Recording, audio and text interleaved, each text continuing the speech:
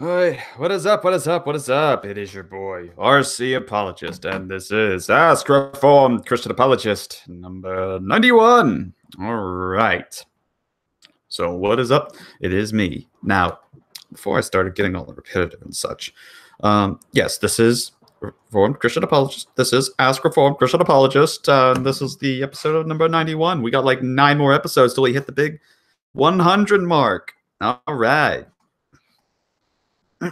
Hold up. Gotta try to catch myself there. All right. So, anyways, yeah. So, welcome. Now, a bit of an update because we have, some things to inform. Number one, you'll notice if you go to the description, that we don't have the Facebook information in there anymore. And the reason why is because the Facebook account had to get deleted since I was unaware that Facebook's terms of service policy forbids using anonymous names, pseudonyms, and such. And so I had to deal with that. But yeah, we're here and doing our thing. And still trying to also at the same time get people up to speed, saying that we're live right about now. So let me what the yeah. So also handing out the links to some people that are trustworthy friends, and I know that they're definitely gonna want a piece of this. All right.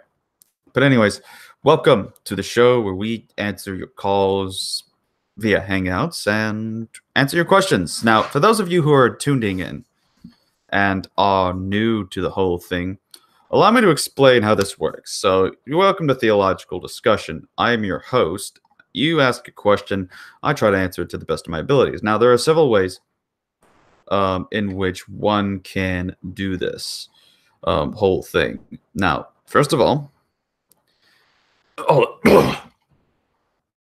you can ask a question in the live chat. I'm going to just go ahead and put insert question here for if you want to get that. So put in your question there, and we will definitely be able to send in your questions. Now, that being said, then you have other ways of tuning in. And I see we have the first boy who turned up. His name is Ave. He turned up first, and now he's saying, yep, he's first on the comment list. He's also a mod. So, blah, blah, blah, blah, blah, blah, blah, blah. Everything is going fine. Anyways, yes, there you go. Then, if you want to join this particular thing, you can DM me on the social media links, and we will get that out to you as soon as possible. Also, make sure you share this watch link with people. Share the video, get that out there so that other people can have a chance to ask questions and also hear the information we got to share on that day. Then the next one is Discord questions. If you go to our Discord server, which is in the description for Ask RCA questions off air and such, so you go there, click it, and join our group. You can go there and enter our show questions only. Submit your question. We have a few there, so since we don't have too many people in here asking questions in the live chat, we'll get to that. Ave, no, but I'll be back in a tad. Working on something at the moment. Okay, that's understandable. Take your time. Be patient. Or we're patient, but no rush. All right. So that being said and done, also I wonder if because I've been noticing a lot of how some of the people in the great debate community won't be on because, well, there's nothing going on with what's their names. So yeah, let's do that. Okay. All right. So yeah, so those are the 3 ways you can ask a question. So go ahead, get to either setting it in the live chat, sending it in, or message me personally if you want to come on here, and then Discord questions. So check it out. Okay, we're gonna first answer this one from Saint Dragon. Saint Dragon. First of all, let me just say that it's absolutely wonderful to have you here with us in this privileged society. where we are fancy and royal and chaplains. I guess. I don't know. That being said, I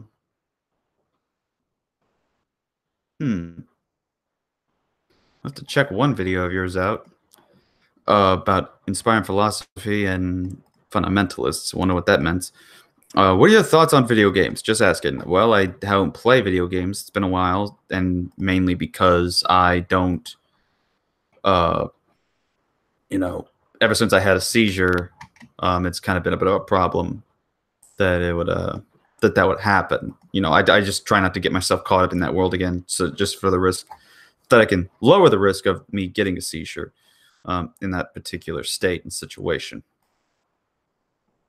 All right. So, but I like video games. I have no problem with it, really. All right, so thank you for that.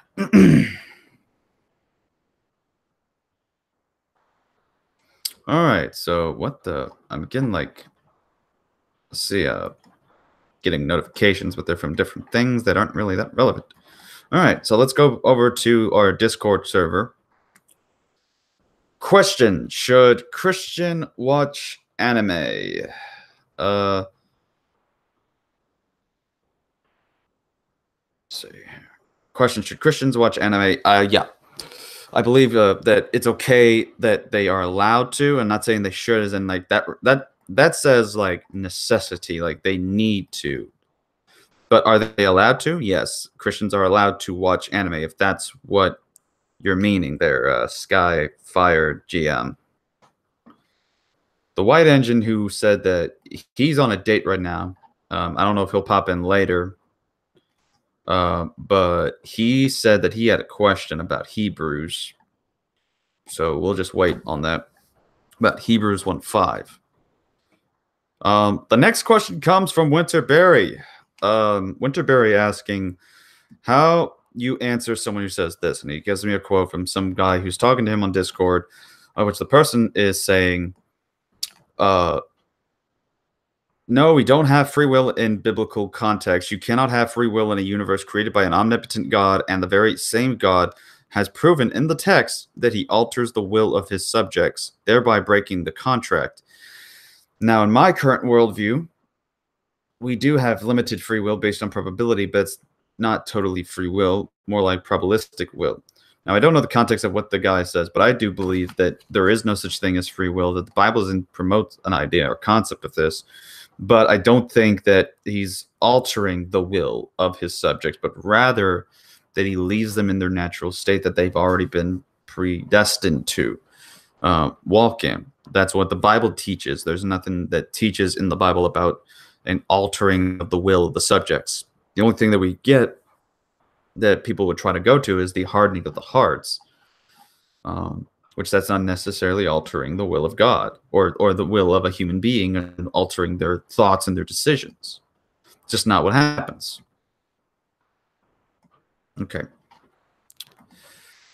So, thank you for that. Oh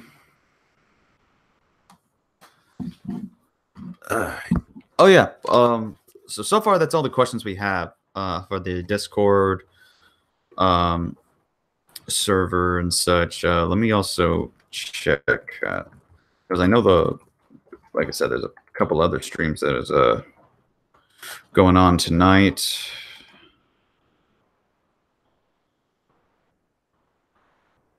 All right.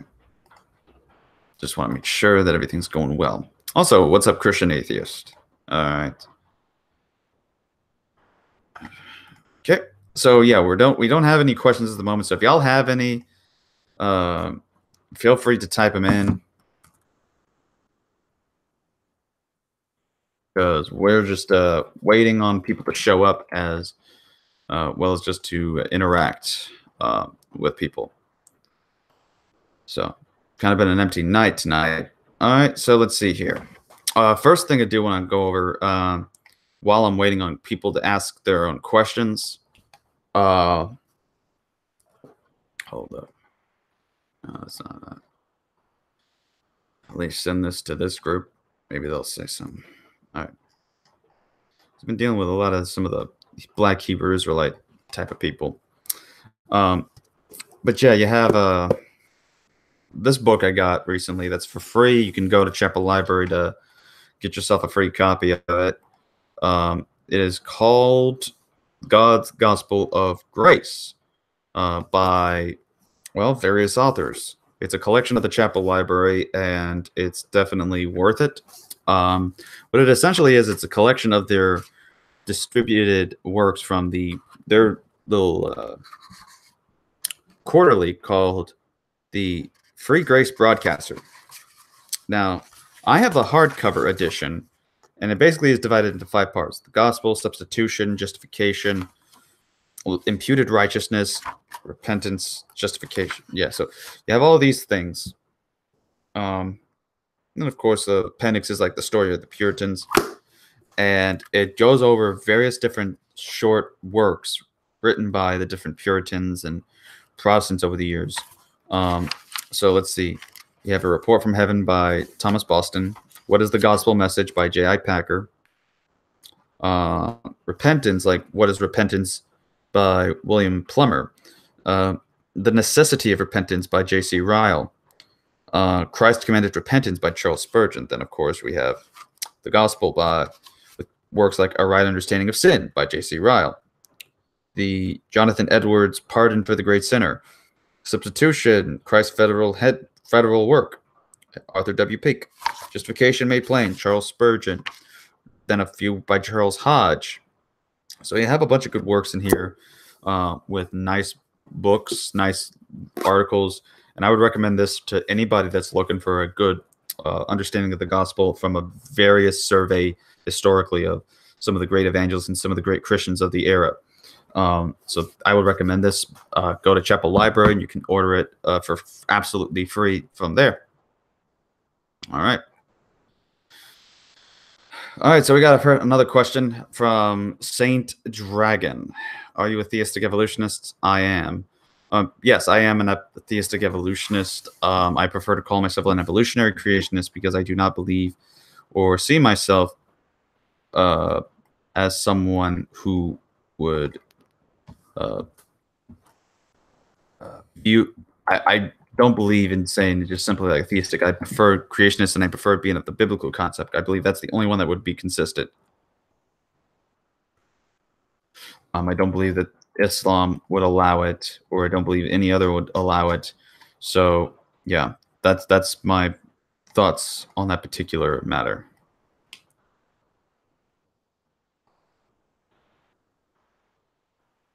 All right.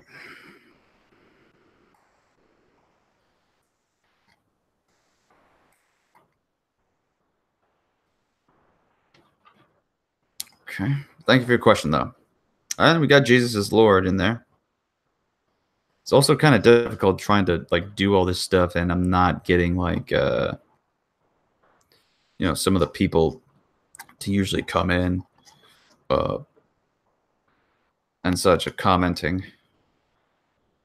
So, my house. Hey, what's up? Also, what's up, Snow Princess? I see you are now in the chat. In the live chat, that is. Potato sandwiches. I don't know what I'm saying anymore. I'm like trying to just random off a bunch of nonsense.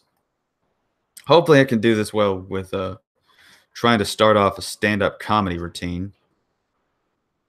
Yeah, that's right. I said it. I plan on doing stand-up comedy.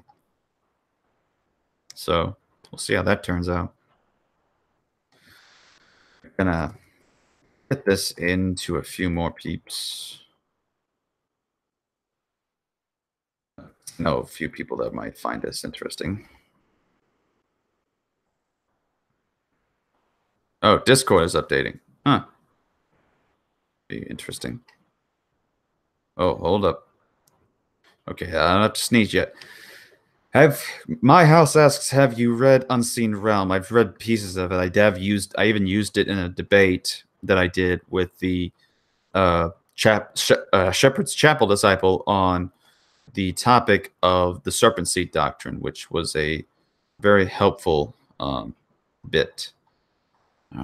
Yeah. So, but yeah, I have looked at it.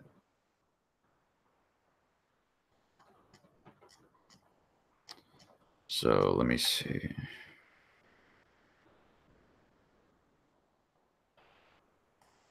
I see like a thing that says like links. And,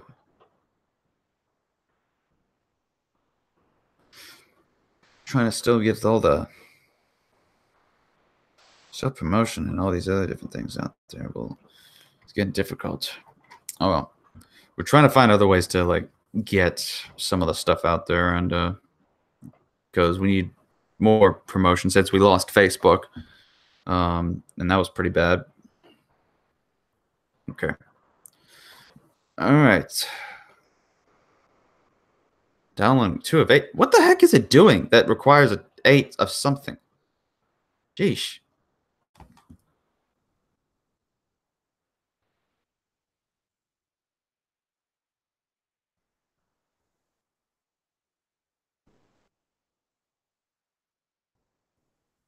All right. Well, looks like we got someone. Come on.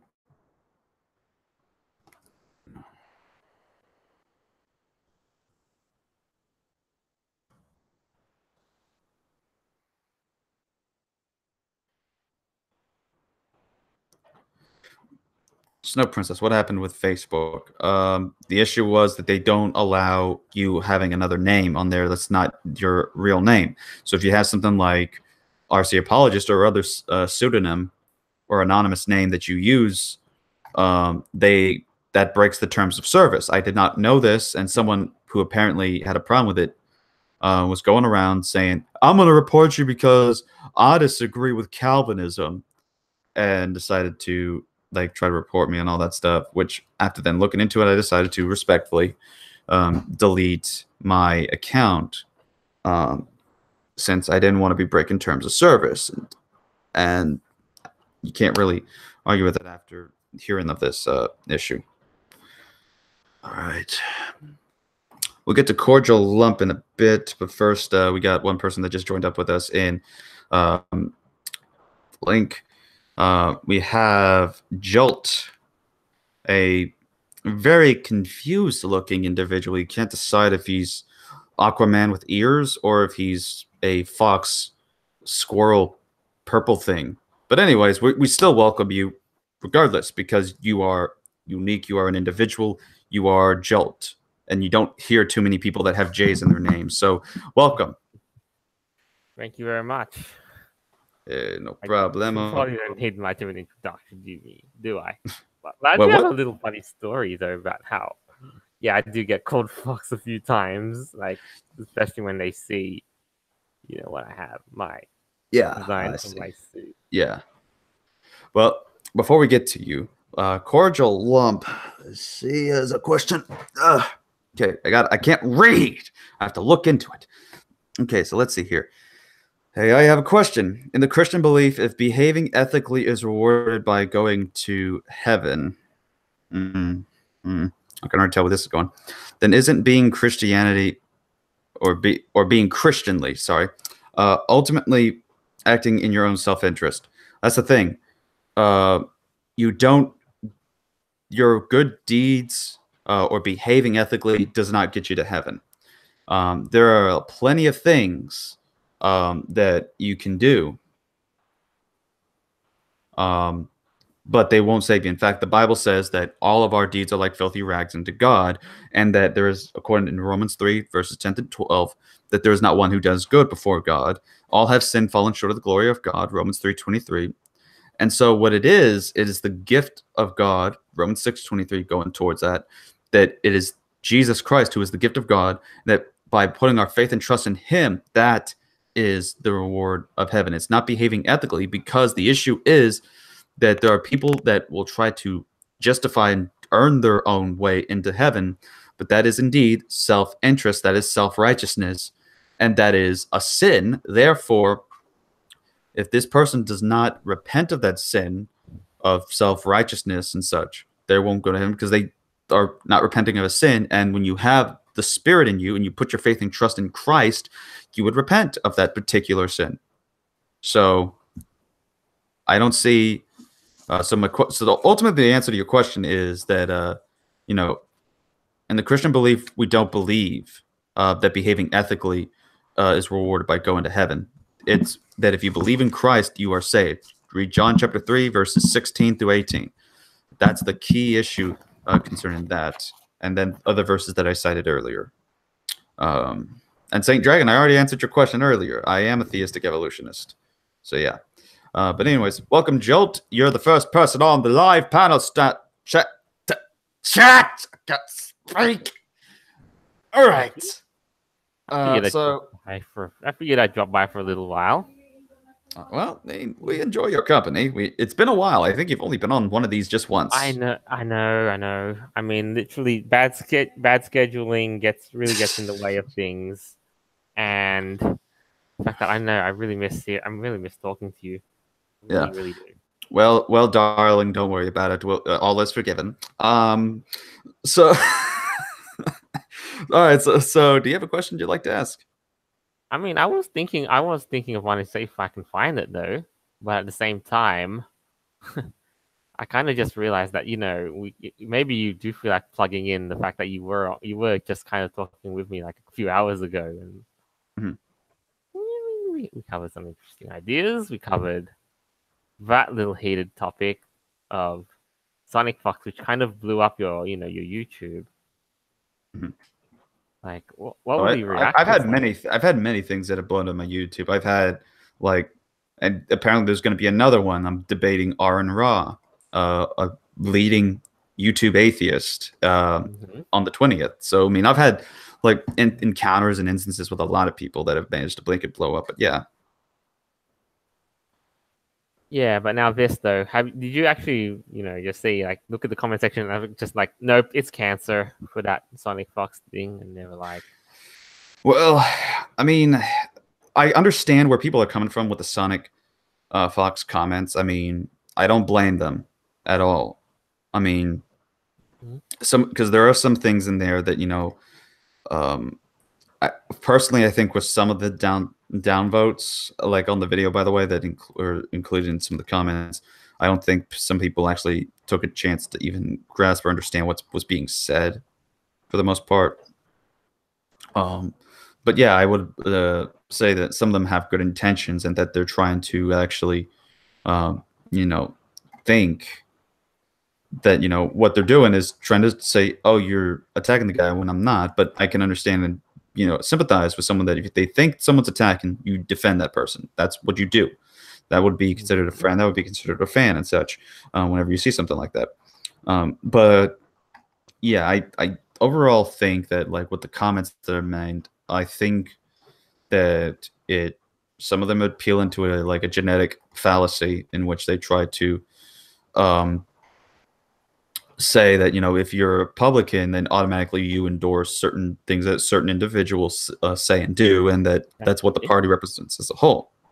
And that's not it. That's again the definition of committing not genetic fallacy, a guilt by association fallacy. That because we're associated with some of these things, that must mean every one of them is like that, including this particular individual.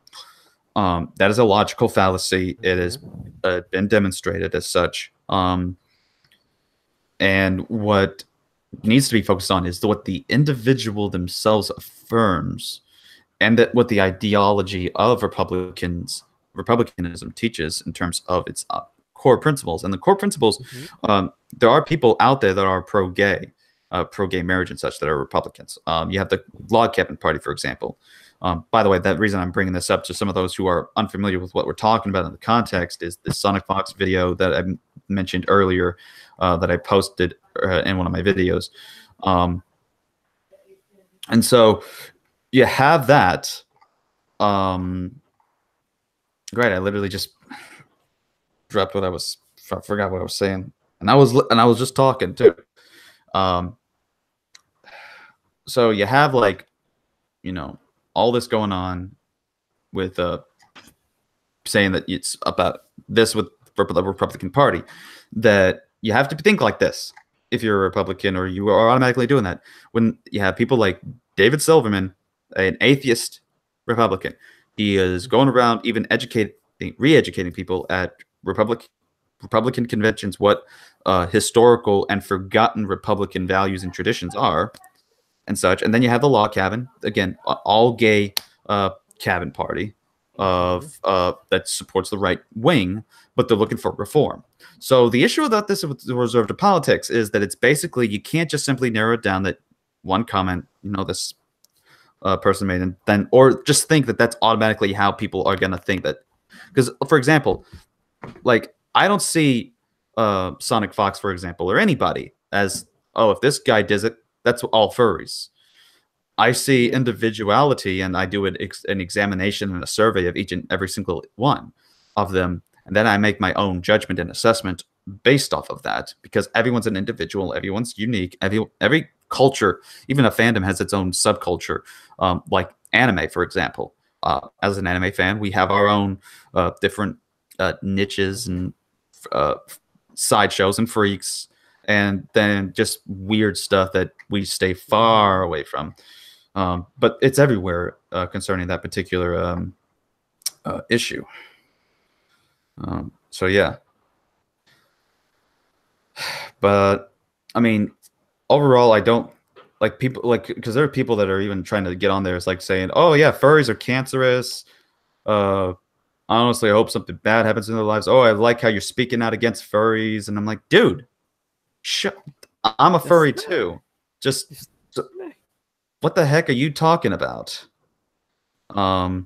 So it's like I can't win with anybody. It's like for the one people don't like it. And of course, a lot of people ask me, why am I taking the comments so seriously about it? And I explain why. Because I've known people who have who would hear things like what Sonic Fox said, who would follow what Sonic Fox says, and would kill themselves because they basically view that as a sign of saying, like, putting this in the situation of where I'm at. Let's say Sonic Fox is in our time period being famous, where I was in high school. Then you have a fan who I know, who's a classmate, and as soon as he is someone who is a huge fan of Sonic Fox, wants to meet him and all that, and then here's this comment from him. There is a time that person, he's identified as a Republican. Because of that comment, he thinks that Sonic is telling him that he is worthless, and that person goes home, grabs a belt, hangs himself. This has happened where I'm at, and I've noticed this with other areas, that suicide is that easy. Besides issues of depression and other things like this can trigger that kind of moment, and that's what I found with that. That's where the problem is concerning that issue. So that's my issue with Sonic Fox. It's not that he said, I'm gay, black, and a furry. Okay. And you also won an award. Congratulations. I mean, that's all I was really. I mean, if he wants to, identify himself uniquely, fine, go ahead. I know that I think there's maybe in some arguments that we could have on that, but I'm not there to argue or try to pick a fight or a bone. That wasn't even the intent with the video. But hey, what can you do? Sometimes some people won't learn, because even then I'm seeing comments where people are saying, like, did you watch the video? Because they're saying, why take the comments seriously? If you wouldn't ask the questions if you had just watched what the videos are. I don't think that speech had substance, but that's really besides the point. But I've got gripes on it, but that's kind of just a little side. On the side. Yeah. But yeah, I do kind of have a little bit of a relevant thing I would be called, kind of like, especially in light of what he's done. And that little question is, I suppose it's how does one begin to learn to look at themselves and begin the process of introspection? Because I know what we're dealing with is a lot of people who severely lack that ability. Again. Sorry. Say that again. How do we how do you actually begin to get people to start to kind of look at themselves and learn some introspection? Kind of what we're dealing with is essentially people who lack that ability. and just want to go. They'll just keep going the same course and doubling down on that stuff. Which, So how do we deal with that? You're saying? yeah, just to kind of get people started on that sort of track. Well, I think the main thing, and I say this as I'm typing a reply to this. I'll actually just say this real quick. It's a cordial lump.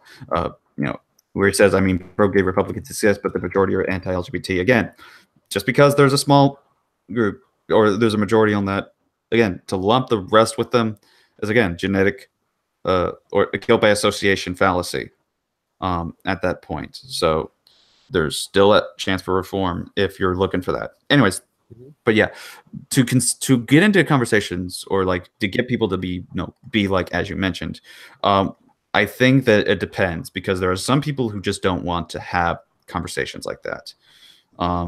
They just don't. I mean, we've seen it with some people. There's even been a thing with people like with Sonic Fox, who has mentioned, there are certain people he does not want to communicate with. And I whatever, it's up to him. It's his show or his profile. It's his life. Let him be. Let him do what he wants. That's his thing.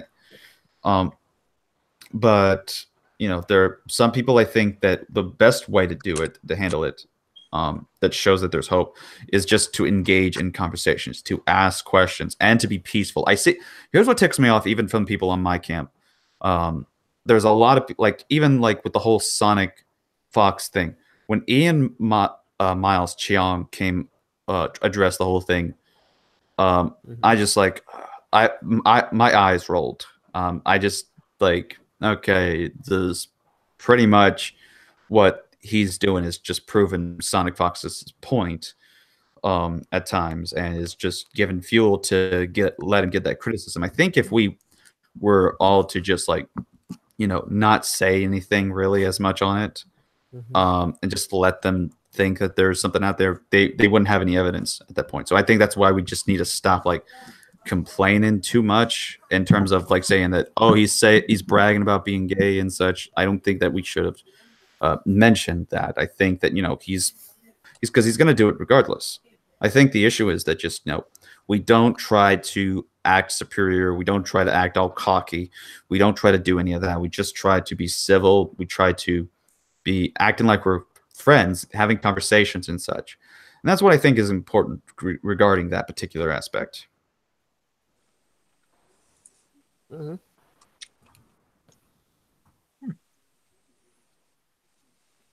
Okay, I suppose I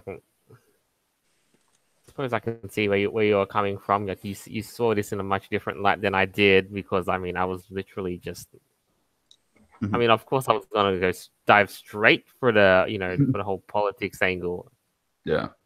And and the whole bad PR thing and so on, and that's kind of exactly how it turned out, pretty much. And of course, I know who'd next be on that case. So.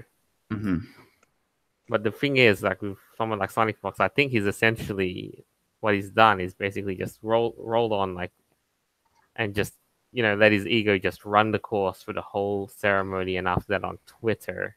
And I think and I don't think he's just gonna look back and see, could I have handled this better, or could I, or because he essentially unrepentantly said he thinks he owned a lot of right wingers.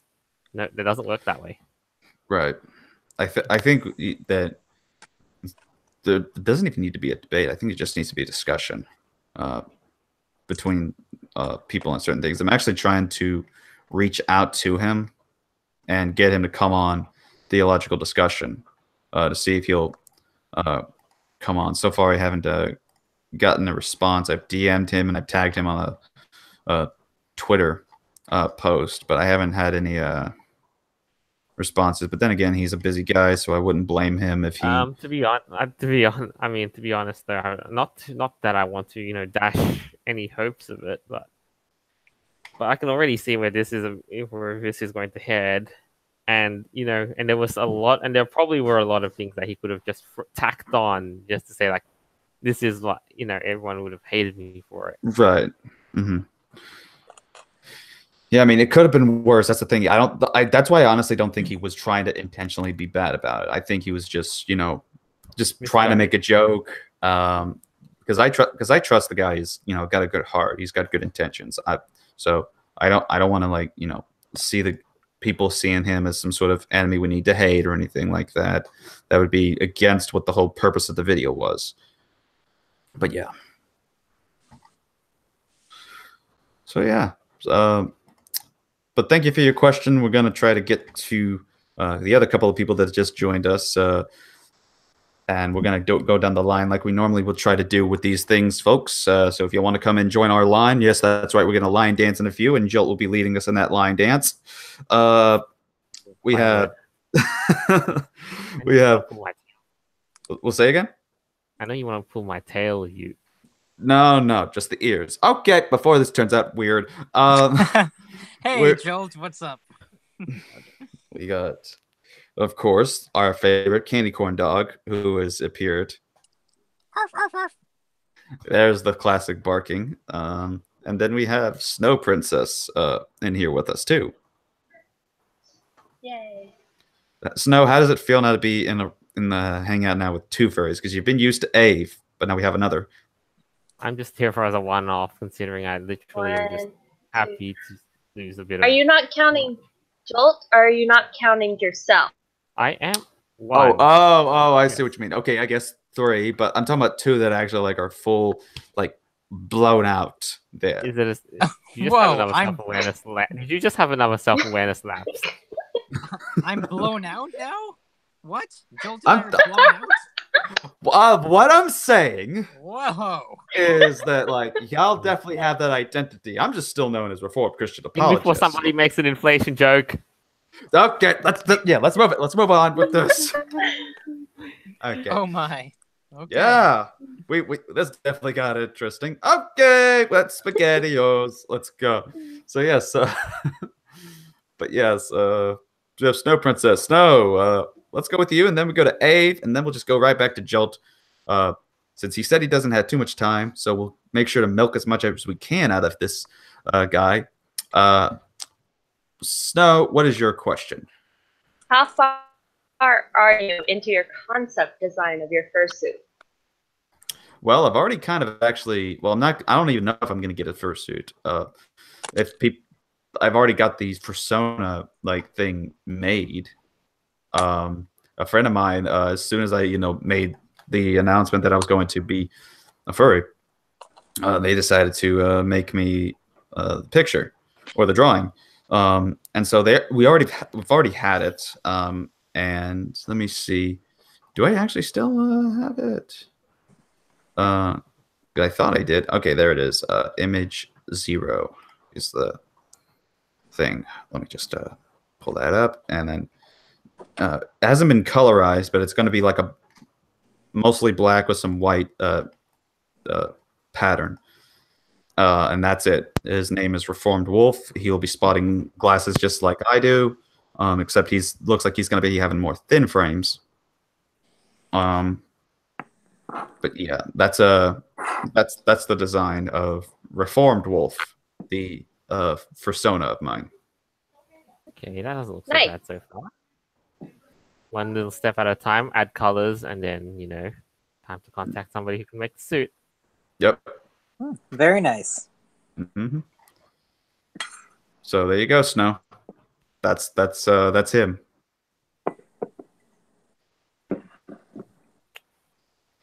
All right. So thank you for your question there. And we've also just revealed a bit of the look. What the heck is this? Hirsute for suit. I can't understand what you're saying, Mr. Ken McCracken. Let's see here. Okay. Let's go to Ave, who has a question. He told me once that he would develop the most interesting of questions, the difficult of questions, and I'm waiting for that question to arise. So blow me away. All right. Well, as we all know, God, after the Jews were freed from Egypt, they were punished for 40 years to wander in the desert because they developed an idolatry type of god. You know, they worshipped the golden cow or golden calf. Now, Yeah. did they know not to do that? Like, for instance, like, was the commandments given to them before or after they had developed this new way of thinking? Well, in a technical way, it could probably be, as far as I can't remember the exact thing, but I do know that Moses went up to Mount Sinai before the whole event occurred. So I don't know if this was before, during, or after the time that he was given the commandments, but they weren't aware of these until after they had already made the bull and such. However, the idea of the commandments didn't have to be there. The issue is that God, who being through people who were before the commandments, that's such as of Adam, that of Moses, well, not Moses, we're on Moses, Abraham, Noah, all these different people before, all in Genesis, right before you get to Jacob, yeah. Yeah, right before Moses, you have these people, and they would have the same monotheistic concept that we have, that we're only worshiping one God and not to worship any of the others, because we see that people tried doing that and they were practically punished for it because of the wickedness that it had caused them to do. Yeah, and so that's really like my main question is, I wonder, like do you think that the Jewish people really believed that they were worshiping the one God through this idol, and that they just didn't know any better, and then that they were wrongfully punished, perhaps? they would have believed that, because what would happen here is they're adopting an understanding concept.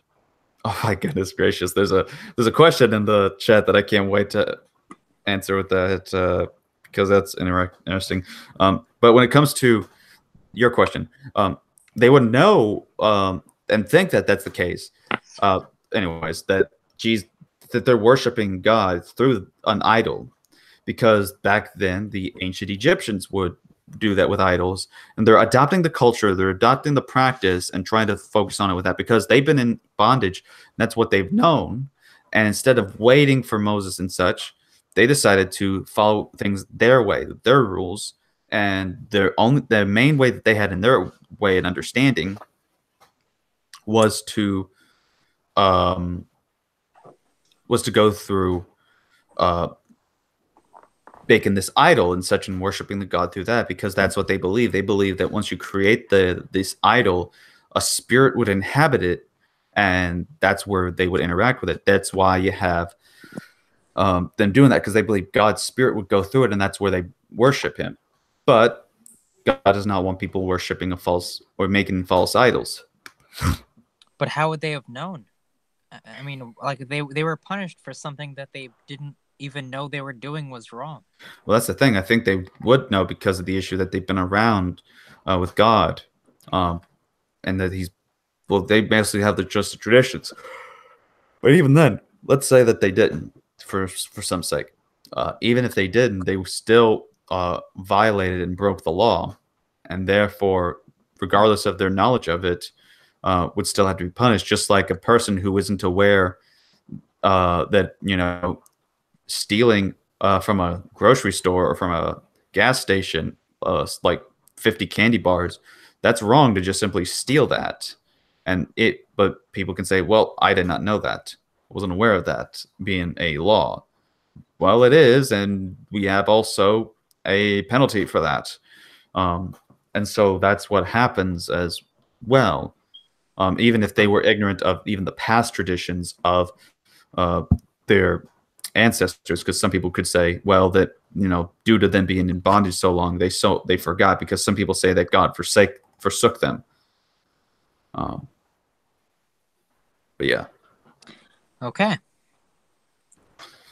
So, thank you for your question there, my friend. Now, before we get to Cordial Lump's question, Joel, do you have another question? We're gonna make sure to give you go right to him first, though.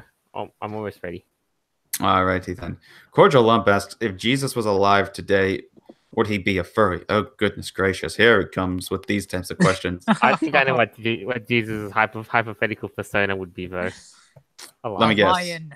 Knew it! Lion. Lion. I was going to say the same thing because Lion of Judah, right? Yes, exactly. Yes. Like- he's a like lion. Wouldn't Harry it be said- the lamb? Well, there's some that depict that, but one of his The big fact- titles is the Lion of Judah. Like that's one of the things, especially after his crucifixion, is that he's referred to as the Lion of Judah. Now, what makes good sense about this too is that I do see, in this current timeline, he will return not as a finger, but as a conqueror. Yep, and So- and that's what a What lion. better way to depict him as a lion? Yep, exactly. That's right. That's where like C.S. Lewis with the Aslan was supposed to be the allegorical Jesus, and that's like whenever he died and then resurrected, and then entered the battle. That was basically it. Like the whole conquering thing is like he's the great. He's the one that's supposed to be a conqueror whenever he returns into the battle for Narnia. So Oh, that's a whole different story, but yes. I know. Which reminds me about speaking of C.S. Lewis. Feel free to get pumped up the fact that the Pure Christianity documentary is only going to release part 1 and part 2 within the few days. We already released part 1 for you to check out, and then part 2, which talks about some false teachings of C.S. or false doctrines from C.S. Lewis, will likewise then be released on Monday. That'll all be revealed, but soon. We're currently editing all the stuff to put the movie together, and at some point before the end of this year, we will release the entirety of the documentary, so that way y'all can get it in its fullness and its splendor. All right. I'm really looking forward to it. Yes. So if you're definitely looking forward to it, make sure you check out part 1 if you want to get a good fix of it before the whole full thing comes out. So Jolt, how about now? All right, yeah, I do have it though. It's just that I do need a thing to screen share because I found a woke news article. I keep hearing woke. What the? I don't know. This might just be an old me, but what the heck is woke? Can you see this? Woke is basically like a leftist's interpretation of them thinking that they know the truth, and it's them regurgitating propaganda. Can you see this woke. article on Breitbart that yeah. Yeah, no wonder you say woke then by that's the year. Yeah, let's see. Okay, fact check. Yes, the Virgin Mary. Okay. Wait. Huh? Yeah. the Virgin Mary gave? I mean, somebody in some woke professor from Minnesota decided to think that God, quote unquote, allegedly raped Mary just to falsify the Immaculate Conception. I Sprankle. Who's a clinical psychologist in Minnesota, suggested that the Me Too movement should also be outraged over Christmas, stating the virgin birth story is about an all-knowing, all-powerful deity impregnating a human teen. There's no definition of consent that would include that scenario. Okay, I understand what that means there. But yeah, I would just say that, I mean, Mary, like you hear this Christmas song, and there's a funny thing about it. Like it would start with lyrics off "Mary, did you know?" and it's like if you put on the Robin and Batman, Robin starts singing the first parts of it, and then Batman just slaps him and said, "Yes, she did," and then posts a verse where it's like Mary was aware that that this was going to happen, and she conceded to this, and she was so put a woke. trust in God, indeed. Yep, exactly. There's more to the article, though. I mean, yeah, because there's the verse right there. First chapter of Luke shows Mary explicitly in agreement with the angel who foretells her pregnancy, and we're going to go down to the part where they're putting the emphasis, where it says. By the way, this is Luke chapter 1, verses 30 to 38, if y'all want to take a look at it for yourselves. But it says, "And Mary said, Behold, I am the servant of the Lord. let it be to me according to your word. And the angel departed from her. And this was after she's mentioned all this stuff, because even Mary said before that, how will this be since I am a virgin?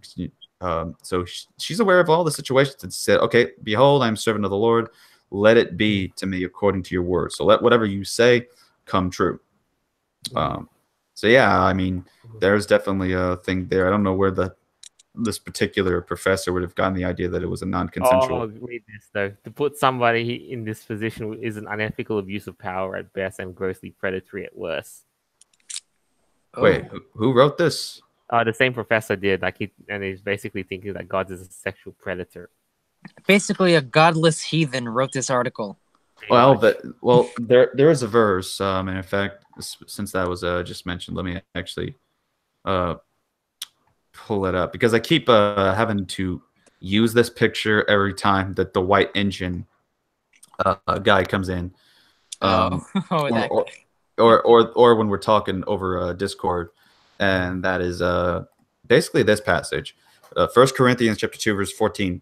The man without the Spirit does not accept the things that come from the Spirit of God, for they are foolishness to him, and he cannot understand them because they are spiritually discerned. So we have right here what the text says, and it says that concerning these kinds of things, that if a person does not have the Spirit of God, these are things that only can be discerned spiritually, but of course we'll make these distinctions because doesn't have the Spirit in them. So but yeah, that's actually an interesting thing there. I'm gonna have to take a look more into that jolt. All right. So let's take a look at a couple more guys that are in the chat. So I see you guys are definitely being very active. RCA from Leonel Hulcho. How do you reconcile the flood narrative with modern science? Well, that's the thing. I've been reading a book lately called, and I would recommend this to anybody, especially you, Jolt, if you're interested in studying things. It's called The Lost World of the Flood by John Walton and Trimper Longman III. Yeah, do link this up to me when you can, though. The Lost World of the Flood. Yeah, because it's a 2018 book, so it's got fresh scholarship behind it. It's a recent edition of the Lost World series by John Walton, and ultimately what it says is that the flood narrative describes itself as being global, but consider that the Israelites have a pre-scientific worldview and are not trying to make it a book of science, because to them, they could care less about the material world around them and trying to make it important within the Bible, but rather it was about the spiritual. It's about theology that was more important to them for the Bible, and the same thing for God in the Revelation. And so the issue then is to work with how they understood the world. They believed the world flooded, but they also believed the world was limited to a few nations. They weren't aware of the Americas. They weren't aware of all these different lands where we would have them be. And so they were just limited to a certain, I think 10 kingdoms is how it says that was their limited knowledge of. And so as a result, that those areas would have been all that's flooded. And in fact, there's actually a flood that exists like that, that is in recorded of history, and there's even scientific evidence that supports this. A friendly ministry that I'm familiar with, Sentinel Apologetics, wrote an article. Note, the guy who also wrote this is a physics professor, or has physics background as well. Wrote this article that you can find on his website, sentinelapologetics.org, which is called Noah's Flood, a localized catastrophe in the Persian Gulf, where he basically makes a case after 5 years of research, and he is hoping to publish this into a peer-reviewed paper that focuses on the location of Eden, but also the geographical extent of Noah's flood, and that if we look in the Persian Gulf oasis in the Arabian Peninsula region, that's where we can find where the Noah's flood was. It wasn't a global area, but rather it was a localized region based on the scientific evidence and such, and that this was occupied by early humans during the Pleistocene period, which was 70,000 years ago and 13,000 years ago, give or take between those periods. Yeah, and of course you have to imagine if you lived in that time when they described their entire world being flooded, that was their entire world. That's all they knew. Right, And exactly. so it would seem to them that yes, the whole world is being flooded. Of course, we know that today might not necessarily be true. However, to them, that's exactly what it seemed to be. Mm-hmm. Right. And so if y'all want to just check out this article, and it contains that information on there for y'all to check out concerning the evidence. And it even explains the different flood narratives. Like you have the Epic of Gilgamesh and others that note all these different flood narratives. Where are they at? They're in the Mesopotamian region, and that's where this Persian Gulf area would have been located. So therefore, it makes sense that they're all having this focus on that one thing, because they're all retelling of a flood story narrative that took place, that existed, that happened, that occurred. Yeah, low-lying areas where ancient peoples would live near water makes total sense. Mm-hmm. Yeah, so that I would reconcile it with science, with modern science, as in saying, we have modern science. We're not going to try to reconcile the text to say that the text talks about local flood, but rather that it's talking about a global flood. But that being said, we could still focus on the science and what it says. Just like the Bible describes a flat Earth, but we can still go with what the globe Earth is because of science. The Bible's not meant to be a science book. It's meant to be a book of theology relating to us the means of salvation and who our God is. So yeah, thank you for that. Let's see. Narnia's getting a Netflix movie or series? Oh, that's new. I don't care so much about that. What I'm ready for Netflix is and I don't know, maybe Jolt could be excited about this. I'm not sure how much he is big on this, but the new season of the new series adaptation they're doing of Water Shut Down. I can't wait for that. Oh, that's an oldie and a goodie though. But Netflix hosting it though, I have not. Yeah. I'll be honest. I don't have much stock in Netflix's ability to actually churn out something. It's a adaptation. Gonna be from that, but that's the thing. I forget who. It's the BBC helped co-produce it. Oh God. Yeah, but they got a good line of actors that's in it.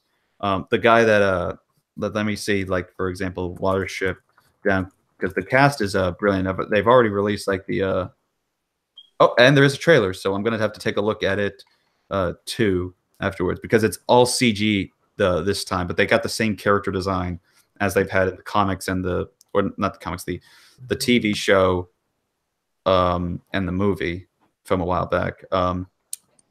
Let's see. So Bigwig, my favorite character of them all.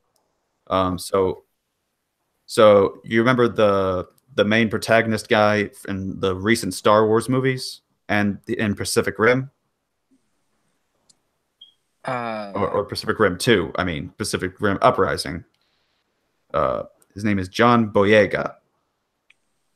Oh, was he the pilot in Star Wars? Yeah, he was a stormtrooper first. Oh, the black guy? Yeah. Yeah, okay, yeah, Finn. Okay, yeah. Gotcha. Yeah, Finn's gonna be Bigwig in this. And so I love Bigwig, so I'm kind of glad for that. Kihar, voiced by Peter Capaldi. I'm saying all these names because I'm hoping some of these might be just British actor names that Jolt would be familiar with. Wait, I don't know, maybe. He's not British. Wait, he's not? Wait, hold up. Are you Australian? Yes. Okay, then there's the accent. Dang it! I thought you said one time you were British. Oh well. Ben Kingsley is gonna play General Woundwort, which that's gonna be in it. I can picture it. For those who don't know Ben Kingsley, he plays a lot of villains over his movie career. James McAvoy is going to be in it, aka the guy from Split, aka young Charles Xavier. What's he play? He's going to be Hazel, so that'll be good. Kind of curious who's playing Fiverr. Nicholas Hoult, who was in Mad Max, About a Boy. He's Warm bodies. Okay. Oh, and he was a Beast in the X-Men prequels. Okay. So yeah, it's got some good lineup for the people that are going to be playing in it. So yeah. So we got drawn off with the conversation of being about one of my favorite shows. That I think that would be that topic has pretty much come to a close either way. Yeah. Okay. Right. So let's see. Oh yeah, I was trying to find some other questions that were out there because I saw the Netflix Narnia thing and I just got carried off with that.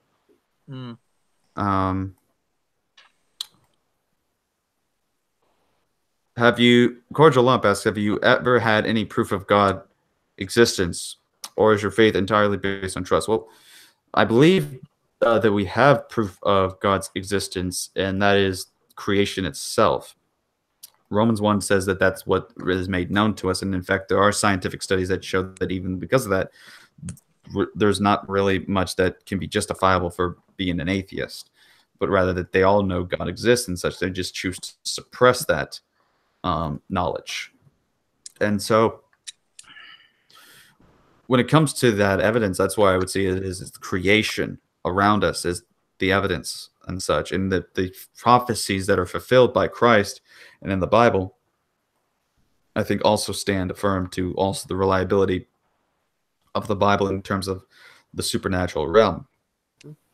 So that would be my particular evidence. But anyways, let's go back in here. Let's start up with Jolty boy. Yeah. Jolty McNulty or Jolty McNutty. What is your question that you would have? Okay. Just to sidetrack on things, where do we see things on a spiritual religious thing? Where do we see things headed towards in the years ahead? Because I've been reading a little bit of a report as well, like called from Steve Turley called The New Nationalism, and I think maybe we've realized a few observations that maybe I think it's high time there's going to be a great Christian resurgence, and at the end of that secularism, and that has come to the end of an era. So basically, they're saying Christianity, or no, Christianity is going to have a great resurgence, and secularism has come to the end of an era.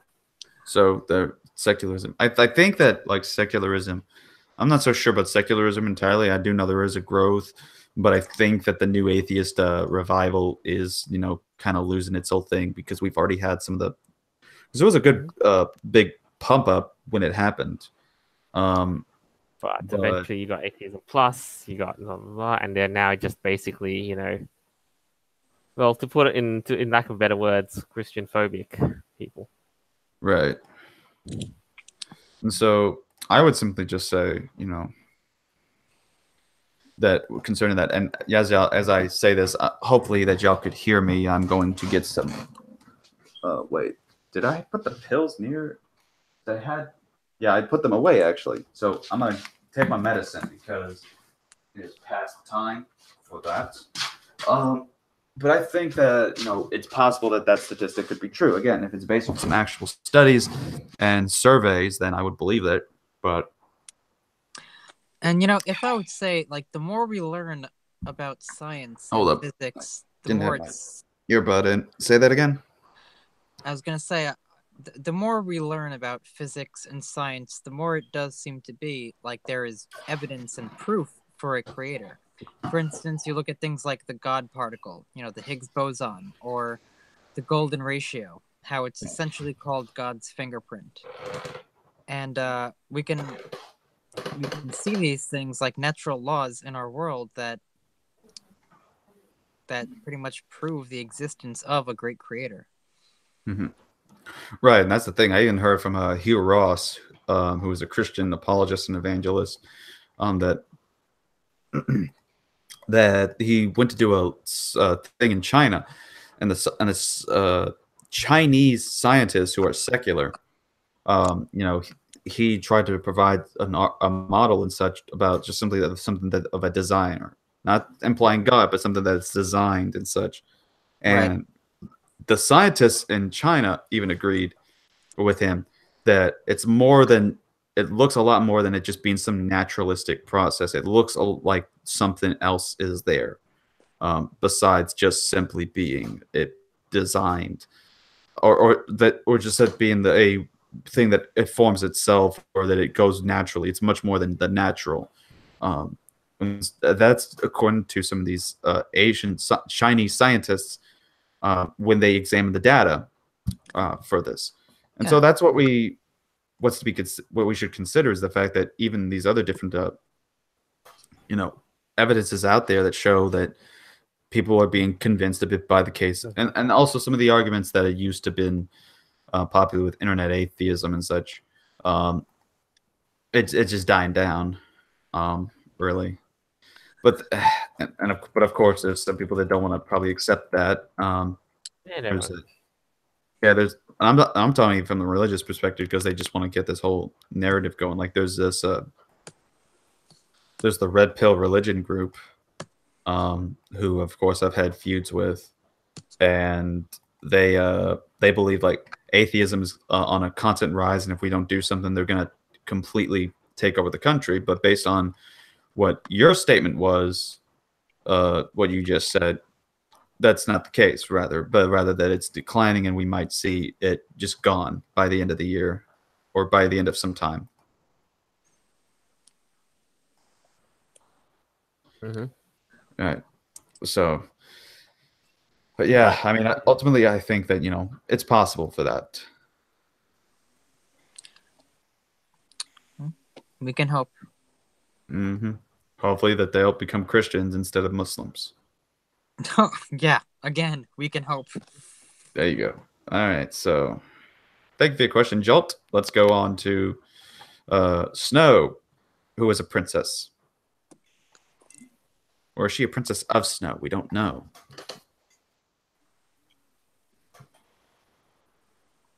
Hello? Hey. Hey. Is it working? Huh? Is it working? Yes, it's working. Do you have a question? Yes. All right. Hopefully my brain will be working. If you could plant any flower in a garden, what flower would it be? What kind of question? And why? A personal question. I know. I know we allow those too, but man, we managed to go from furries to theology, and now we're on to flowers. All right. Okay, so just because this is the Calvinist in me. A tulip. I'm gonna plant a tulip as a flower. Might have to figure out for this chapter. I think that's pretty much all the time I've got for. Aw, dang it. Well, I'm gonna give you internet hugs. Oh, you want by another time. All right, hug. Give you internet hugs. Bye. All right, see you later. God bless. That guy was awesome. I like talking to him. All right. He's cool. But yes, does that answer your question of me having a tulip? Why? Why is because I'm a Calvinist, and we love tulips. In fact, that's why our theme song is Tiptoe Through the Tulips. Oh. Yeah. Tiptoe through the wind. Oh, wait. There's tulips at the later part. Dang it. Let's just replace the whole thing with just Tiptoe Through the Tulips. Like, just do that. We'll just do that. Anyways. What was I saying? Oh, yeah. But yeah, hopefully that answers your question there. It is tulips, and the reason why is because Calvinism. Anyways, let's go to Ave. Okay, you better have something thought-provoking and juicy. Oh, yes, of course I do. Well, I'm sure you've heard of a man named Ken Ham, right? Oh, yes, the guy who said that we should stop our funding for going to Mars because aliens are not under the fall of Adam or under the new covenant, and therefore automatically go to hell. Well, there's that as well. But he's also the individual responsible for the creation of the $100 million Noah's Ark exhibit. Oh, yeah. And he believes that dinosaurs and humans lived together at one point in time. Now, do you think that his idea that Earth is 6,000 years old is completely bonkers, or does he have some kind of a point? Okay, so do I believe that his idea, the 6,000-year-old Earth, is completely bonkers? Right, because he thinks that all species lived together at one point in history, including dinosaurs and humans, and that they were all together on the ark, because the Earth is only such and such amount, years old. In his perspective, I believe it's like 6,800 years old or something to that effect. Now, is he crazy for thinking this, or is there any kind of any evidence at all that supports the idea that the world is older than that, like biblically? Because that's what he's referencing. Right. So to me, again, it's the same thing that I would say with the whole theological messaging thing about the text of the Bible, and that is this: that I think that the Bible does describe that the days are that of a 6,000 year old Earth kind of format. Probably, I think it was actually a bit more based on some of the other things that is found. But however, that being said, there's also room for an evolutionary reading. You don't have to. Hold up a sec. I'm having some problems getting into my Facebook because I'm trying to reach to someone. But anyways, yeah, I tried to read into it and see that there's some things where it can allow an evolutionary reading and such. But at the same time, if we do it and understand it as maybe an ancient Near Eastern person would understand it, what we can see is that, again, they're not focusing on science. And so just because they would accept a 6,000-year-old view of the Earth doesn't mean that, that's how we're supposed to understand it. He's not necessarily, completely bonkers.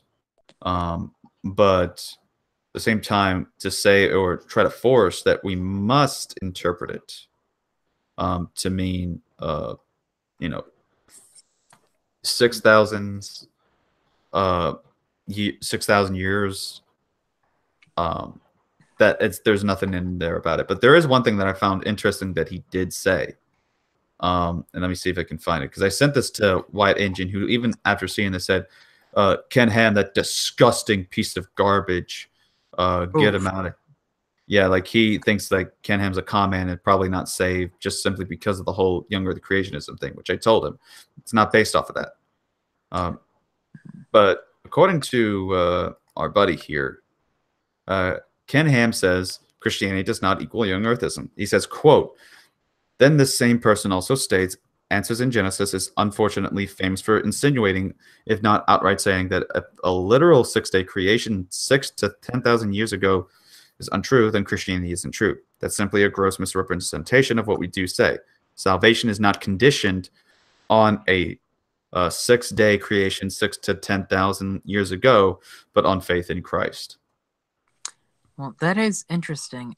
It's just that I've seen him debate some people, even though, Bill Nye, the fake science guy, he debated him on stage, and he said that, it's impossible to really tell, with carbon dating, and because he does believe that the world is much younger than we think it is.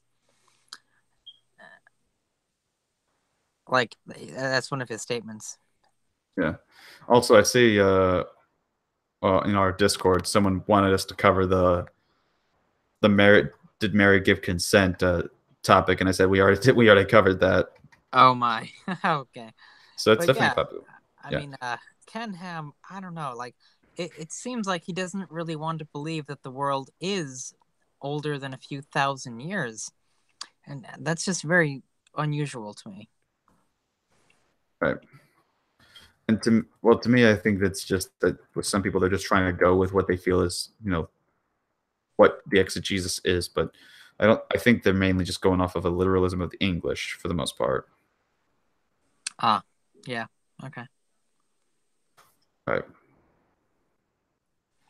So, also to comment to Cordial Lump, the that you're supposed to blindly accept religious texts and trust your minister. No, it doesn't say to blindly trust them at all.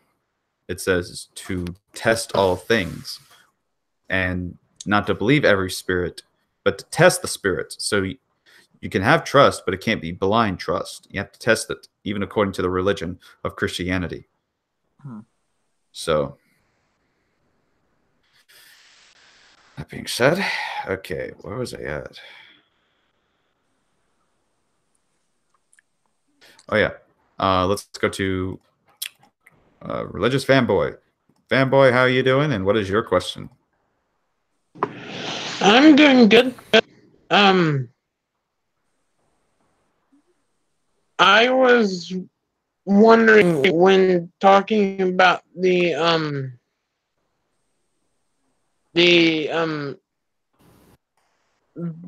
tellings of the birth of Jesus according to the Gospels, in the sections for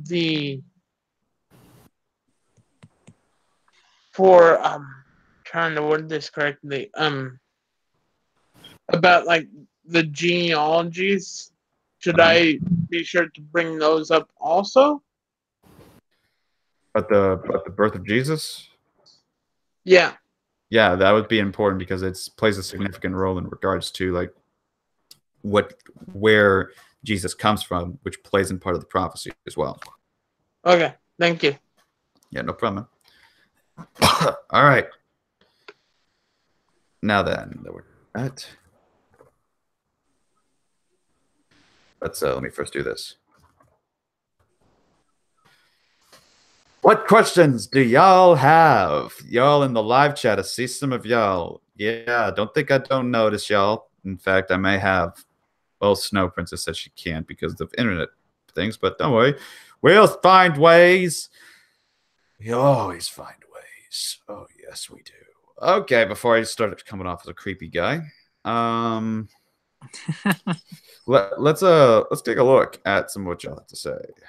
All right, so let's go scroll up. We've had mostly Ken McCracken. And I just found out, like, as soon as pre-trib is a fraud heard that I'm a furry, like, just like is no longer in the chat anymore. It's like, whoop, oh, he just went away. All right, so let's see here.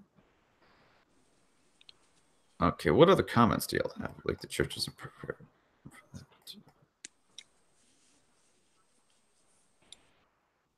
Okay, but the day they'll overcome like a thief. Okay, I'm just seeing mostly a bunch of comments for the most part. So who knows? We might just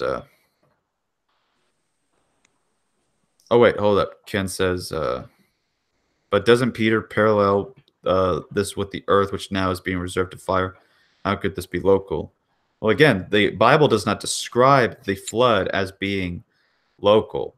They believed it was global, but they had a pre-scientific worldview. They had a mindset that's basically thought the same thing, believing that, you know, that the earth they believe the earth was flat.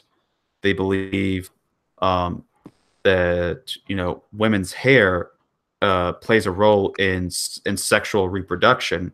It's basically like the equivalent of like a nutsack, but it's basically like a testicle of the woman, according to how the ancient Christians thought.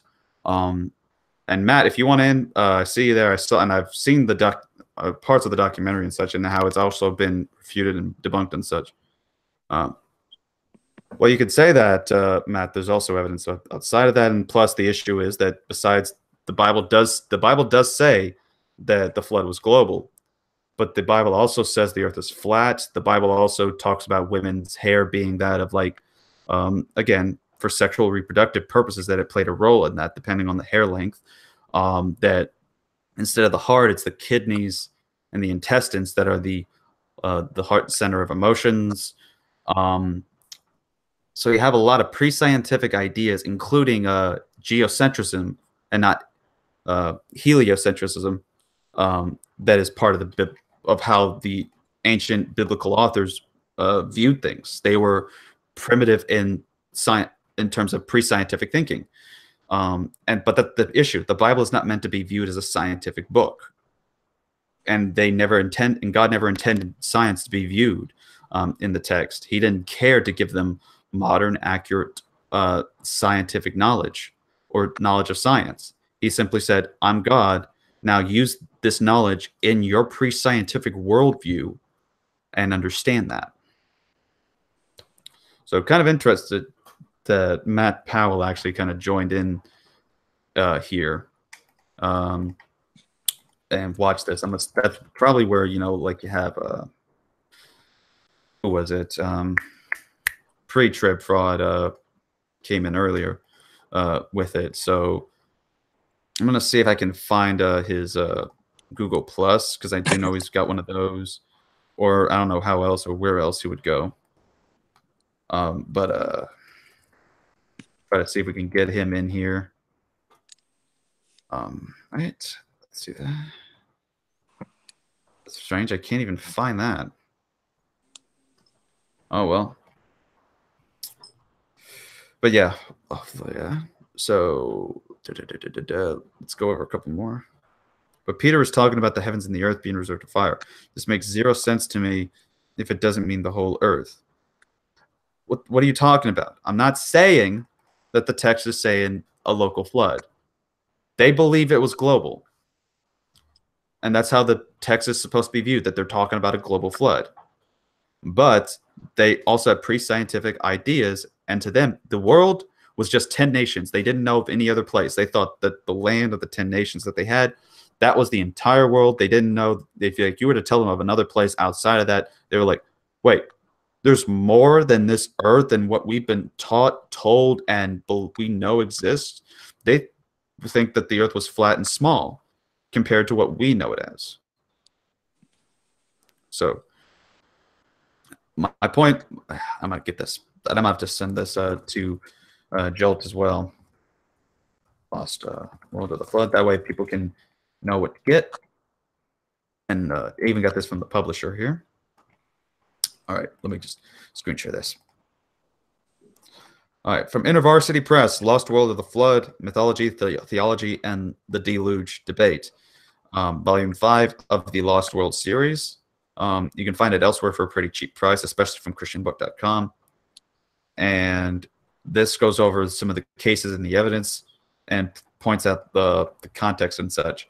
And this even does, and it's cases made from the Bible, strictly from the Bible in these regards, as well as other things, because the contribution from Stephen O. Moshier tries to provide scientific evidence, but he only has one chapter. John Walton and Tremper Longman, the third, are just then Bible scholars who then go into the biblical evidence to make their case, to point out their whole thing.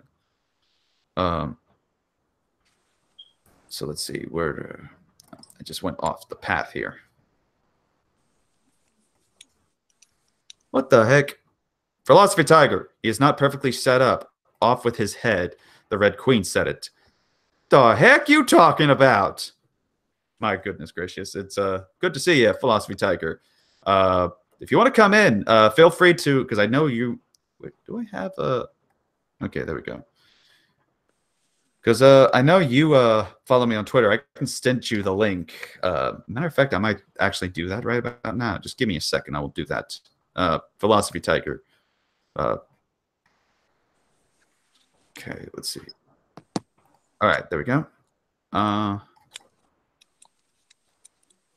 and I think there's a conversation going on between these two guys in the chat. All right. So let's go ahead and go back on here. Let's go to the Snow Princess with her question. Do you have, Princess of Snow?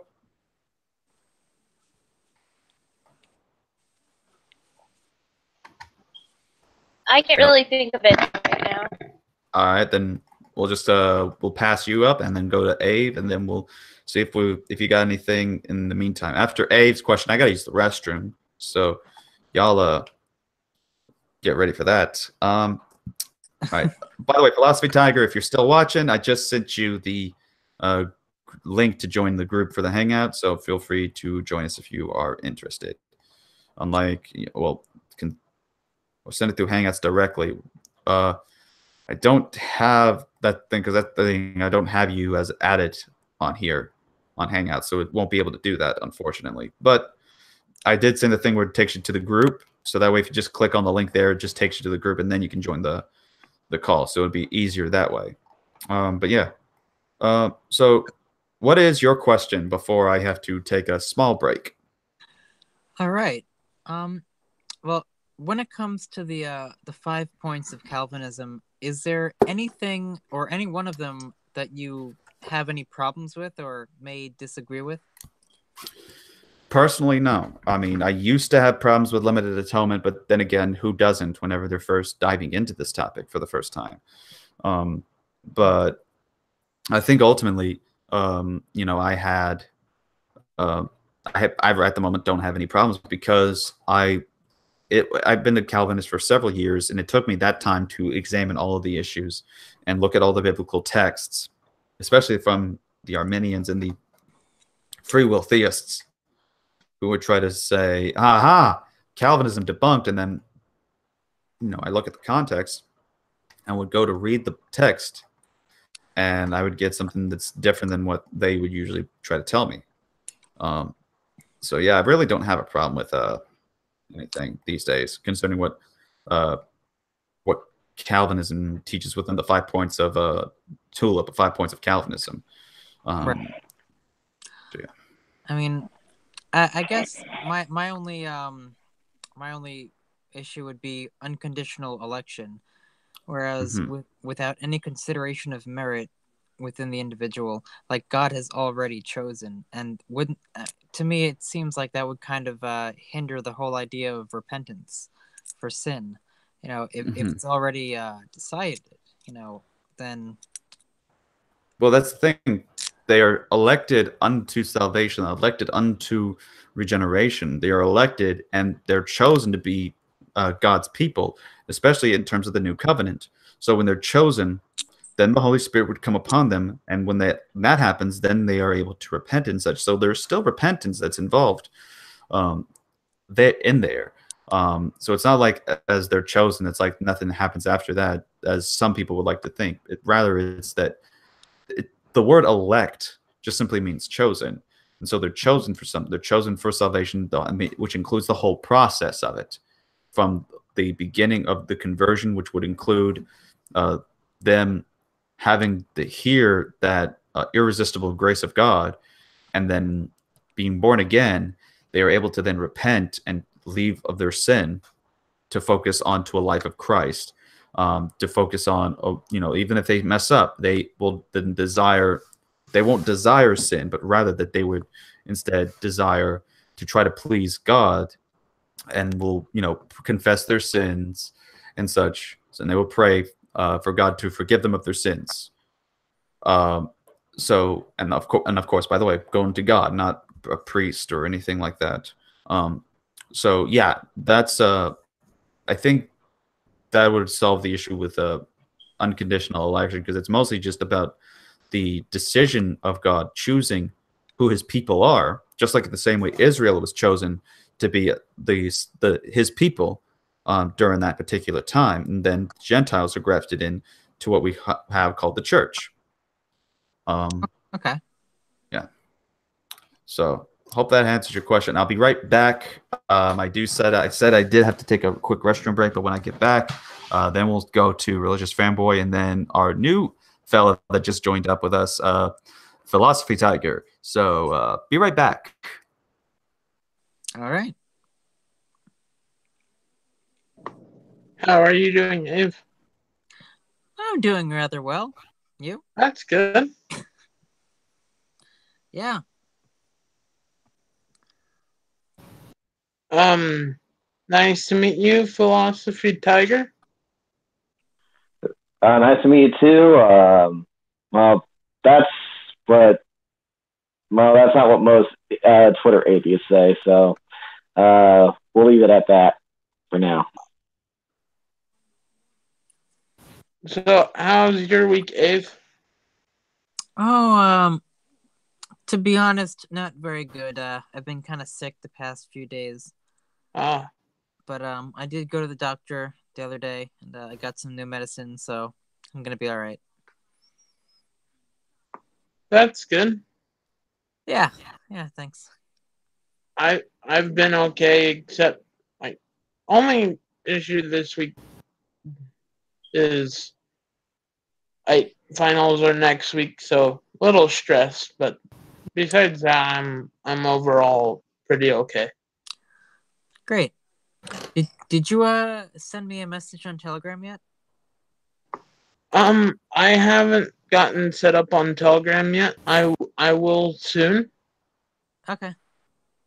Of course you will. Otherwise, we will just go over to your house and force that upon you. Well, my goodness. Well, I mean, we gotta do something. Also, Off with his head. there you go. Also, I see Matt. I Powell. will hurry then, because I'm scared now. Also, I see Matt Powell in the chat. I don't know where you're getting like saying. Honestly, I can't believe this theistic evolution crap. Obviously, this utter propaganda and nonsense you promote. I really haven't been talking that much about like theistic evolution. Really, the only thing I've talked about is just this idea that is what it is, that they weren't interested in the material world. They were interested in theology. And so it was okay for them to spout out unscientific ideas like flat earth, geocentrism, and all that. Nothing theistic evolution about that issue, because you can have people that are young earthers or old earthers and such that don't believe in evolution, but yet still affirm these kinds of concepts and ideas. So yeah, if you want, you can be a man and you can come in here and you can ask me these kinds of things. Because remember, we did have that one debate. Yeah, Isaiah 40 verse 22. He says that supposedly this proves flat or globe Earth. Before we get to our question here, I want to deal with this because what he realizes here, he's just shot himself in the foot, which is what he did in the debate me and Matt Powell had. So right here we have in my Bible software. By the way, this is the King James, in case Matt wants to get picky in translation. So right here we have, it is he that sitteth upon the circle of the earth, and the inhabitants thereof are as grasshoppers that stretcheth out the heavens as a curtain, and spread them out as a tent to dwell in. Okay, so he sits upon the circle. So even in that word in the English, that does not mean a globe or a sphere. That is we know what a circle is, and if we were to have like a 3D circle thing, it would pretty much be flat. It would not be a circle, as in a globe, on the whole thing. In Spanish, hold up. This is hilarious here. Oh, I saw you retracted that, but I'm gonna say it. You tried using the argument in Spanish. It's globos. So I hope that you retracting that was you realizing that that's a bad argument there, Matt. Because I saw that there. He said that in the Spanish, it's globos. And if he tries to deny this, then that would be bearing false witness at that point. But yeah. But one of the big things he has to realize too is that the sister language of biblical Hebrew is Ugaritic, and we find very similar language within the Ugaritic texts, even though they're in cuneiform, but they show that that there is a solid dome, and we know that the sky is not a solid dome. But what we need to realize too is that the Genesis 1 account is actually a temple inauguration account. It's not meant to be taken as a blow by blow, day by day thing. Yes, they were literal days, but they weren't concerned with the material. They were concerned with function. Right.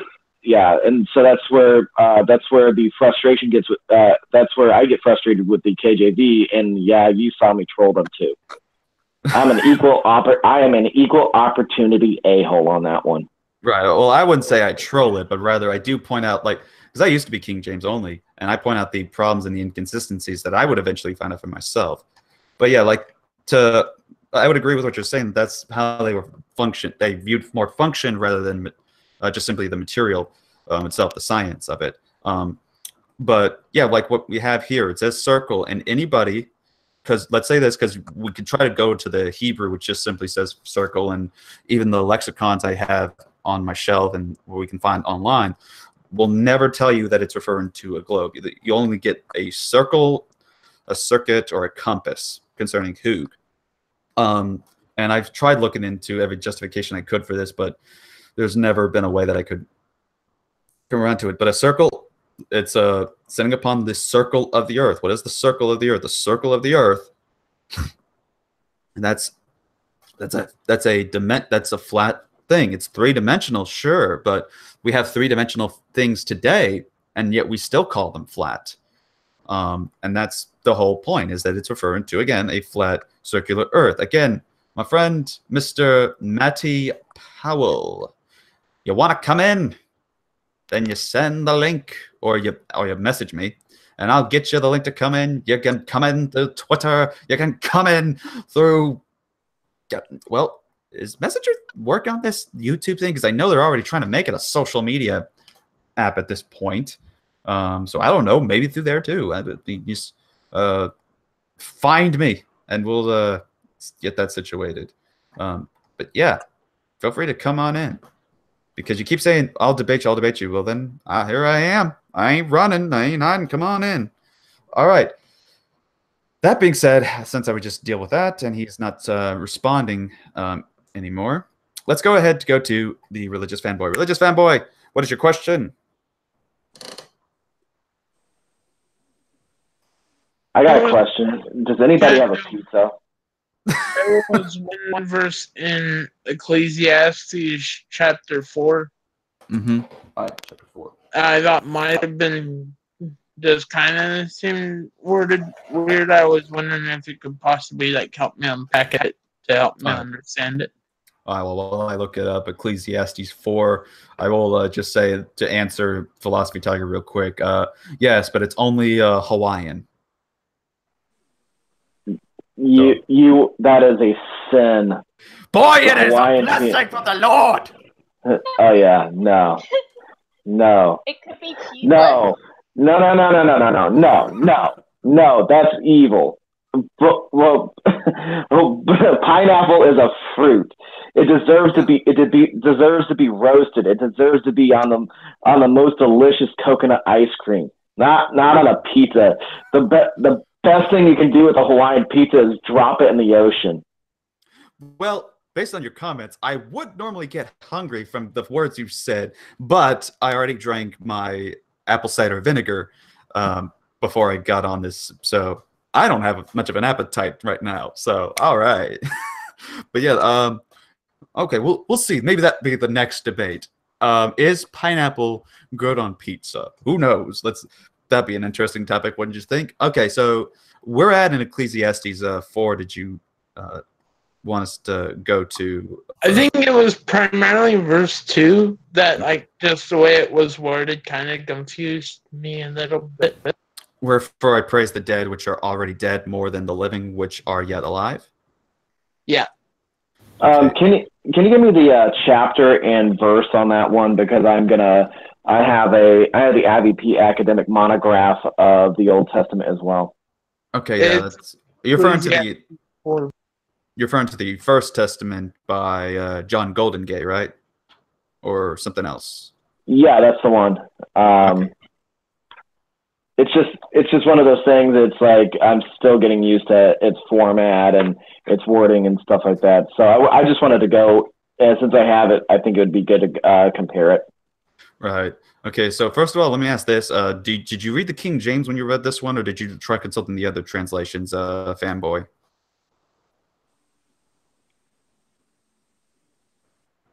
Religious, are you there? I forgot my mic was muted. Yeah.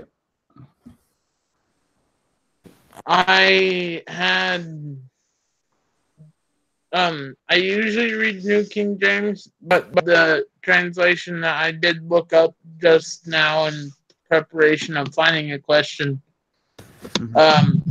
was King James. Okay, so let's try just in case, because sometimes the King James does use some confusing wordings, but let's try what would be considered the King James of the 21st century, and that is the ESV, the 2011 edition. And I thought the dead who are already dead more fortunate than the living who are still alive. So uses that, and I thought the dead who are already dead, that they're more fortunate than the living who are still alive. Now, of course, before I go into this and exegete it, Philosophy Tiger, do you happen to have your translation pulled up? Because I am curious how that one was worded. Yeah, I am so glad you gave me time, because everything with me is books, so I go slow. Yeah. He's all technological. I'm gonna throw a hardcover at him just for fun.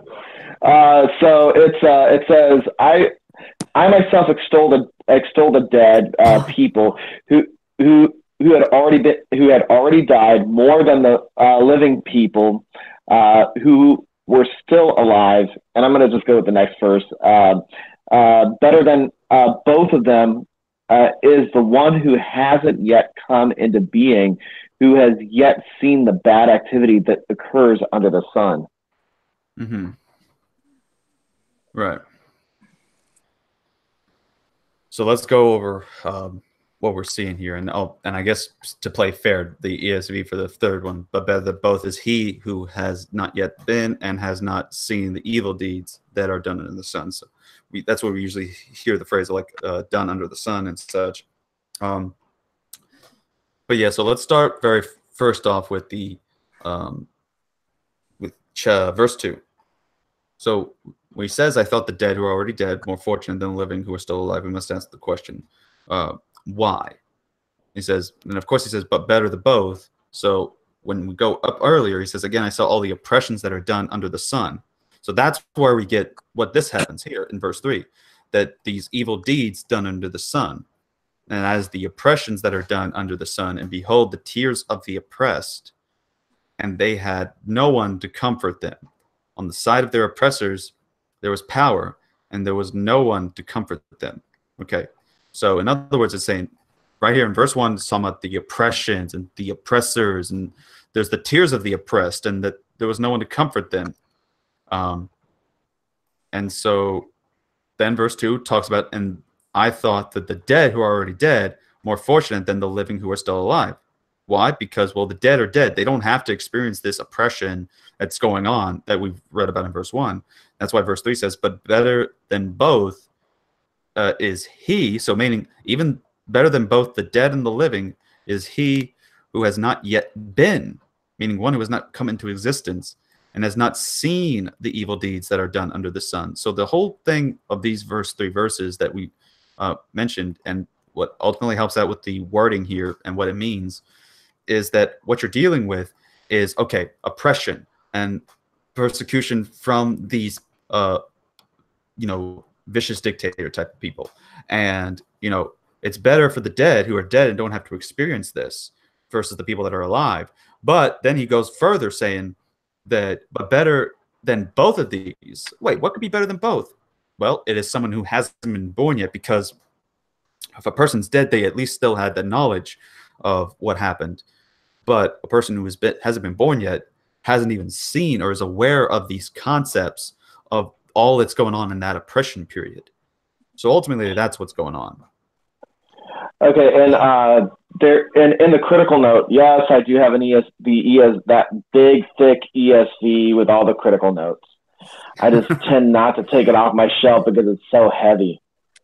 Yes, and I do have carpal tunnel, so I do not like holding it.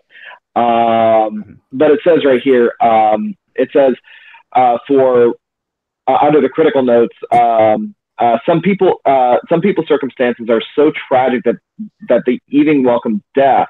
The preacher, however, considers those who have not yet lived or died to be even more fortunate than those who die in such misery, thus indicating that he would still consider death to be an enemy. So see 1 Corinthians 15:26. Despite its ability to provide relief from earthly suffering. And by the way, I'm still going to drop your Hawaiian pizza in an ocean. Well, don't worry, we'll change your mind. Thank you so much, you guys. I appreciate it. Hey, no problem, man. All right, now to get to our next guest on the final part of the. I need to actually come up with a name for it. The panel line of questioning. It's Pizza. Hey, I mean Philosophy Tiger. I didn't do it yet. Do you have a question you'd like to ask, good sir? We also have a skip. Let's see. I got it. Denny's or McCormick and Schmick's? Come again? Would you rather be invited to Denny's or McCormick and Schmick's? Provided that I have never heard of that second option, I would go with I think it's called the former, is the first one. You do understand that McCormick and Schmick's is fine dining, right? Yes, I'm not a fan of fine dining necessarily. Oh, you suck. Well, I can't help it. I live in a trailer park and I'm from the South. I mean, my favorite place to probably go eat would be McDonald's. I mean, heck, I think that would be a good place for me to take a girl out. But hey, some people say, oh, that's very selfish. But hey, what's selfish compared to like eating a nice, good, juicy chicken sandwich? Like, that's classy right there. Bring it up to the next level, like Artisan's Table, or how about take her to Morton Steakhouse if you can actually, if you have about 150 to lay down on that one. Oof, yeah, that'd be a lot right there. Anyways, by the way, everyone, we're just busting each other's chops. See, because we have chops that need busting. Though seriously, I need to get mine trimmed. I actually need, dude. I had some great ham today. It was nice. I'm glad that at least the ham was nice, but it could go good with pineapple. You know what? Here's the big question I have. Why in my young years, when I was in my 20s, I supported Kent Hovind. I was a KJV onlyist. I supported, what is his name? Ken Ham. Mm-hmm. We were talking about ham. Anyways, actually, I met Ken Ham. He was a complete jackhole when where I was working. So yeah, talk about that. That's a whole different story on itself. Anyways, the big question is, why was I so young and stupid? Well, I don't think that necessarily you were young and stupid. What I would think is like it's pretty much like what everyone's trying to do today. Everyone is trying to, understand the Bible and try to exegete it. Everyone's trying to interpret it. And there's many ways people are going about doing it. But I would say that it wouldn't be wasn't as learned as we are on certain topics, because the thing is like as a friend of mine, Rob of Sentinel Apologetics, points out that some of the stuff like that we know about the text, like for example, like the idea that it was a pre-scientific thing and that they weren't focused on the material. This isn't really till like of the now kind of stuff. We don't really have this knowledge until now. Back then, they were like, if you go to like Gleason Archer, he was partially close to getting on there, but he was still in sort of the earliest stages of the Old Testament and just biblical scholarship in general. So I think it just was about time, and eventually time comes where new information is. So it's not that you were stupid, but rather that it's just that the information just wasn't there yet. And then when it was, then it's revealed, and then we make our decisions on that. And of course, okay. So here's the funny story. I was actually in Uzbekistan. Say that about 3 times. Fast. Do it. How do you say it? Uzbekistan. Uzbekistan. Good. At least I can torture you a little bit. Anyways, so yeah, here's where it gets. Here's my stupidity story. It was, where was I? Oh yeah, I was up in Uzbek. Actually, you know what? Sorry, scratch that. Kyrgyzstan, which is another part, which is near it. Uzbekistan is where you have to land before you get into Afghanistan. So I was actually in Kyrgyzstan, sent up there from Bagram Air Base. So, anyways, so I ran into. I was actually in a. There they had an internet cafe where I was, and what was really, really interesting is that this one dude actually downloaded a whole bunch of Kent Hovind material, which I consumed because, at that time, what do I have access to? There are no libraries where I was. So the best thing and at that time I was like 20. I was about to turn 21. I've never read a research book in my life. Yeah, that's kind of how I got into supporting him, and I got into the KJV movement. So what got me out of it is the fact that I got into learning Hebrew at the University of Central Florida. And when I started reading the text in the original language, by the way, I lost the skill because I haven't used it in so long. Use it or lose it. That's when I started realizing how full of crap Kent Hovind was. And then when it came to Ken Ham, I noticed multiple scholars refuting him, especially now. Here's where it gets really interesting. When you go to the Ugaritic text, speaking of the Leviathan, it clarifies that the Leviathan wasn't a dinosaur. It was more like a Hydra creature. It would be more akin to like the Hydra of Greek mythology, and it was a symbolic of the chaos god of the sea. And so that's where I started going, yeah, Upidstay. Yeah, that's basically that's my story in a nutshell. Of like 15 years of going through crap. Oh.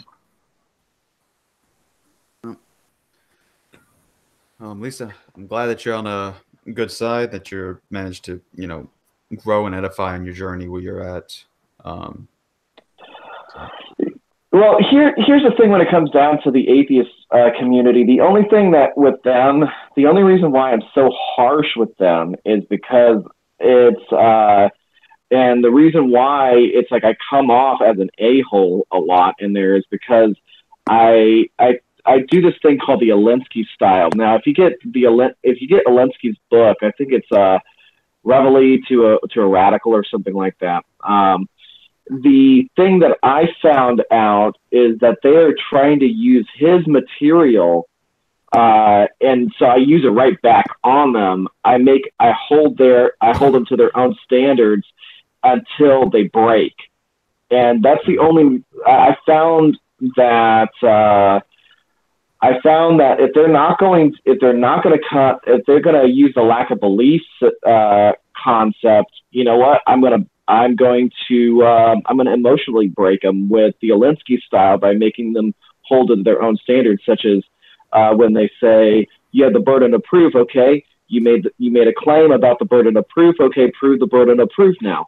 And it makes them go nuts. It's like really humorous. I do not like being the a-hole, but I find that it's caused a huge rift in the atheist community, where you have the new atheists now getting hammered by the classical atheists who are telling them to knock it off. It's very interesting. Mm-hmm. Right. Speaking of that, there's I don't know if you're aware that I'm going to be debating R and Ra on the 20th this month. So that's going to be interesting. That was actually my next question. What? What was going to be your next question? Well, in regards to Am and Ra, but you can finish the segment before you get to me. Yeah, like we're supposed to be debating is the Bible relevant, but yeah, I'll be debating R and Ra on the Non Sequitur show on the 20th of this month. So if anyone wants to tune into that, feel free to, because it seems like it's probably going to be a pretty good one. Oh, I will be. Yeah. Yeah. You mean it's going to be a shit show? I just see it happening. Well, I say good one because I believe that not only is his points going to be refuted, but that the gospel presentation is going to be given there as well, as I do with all my debates.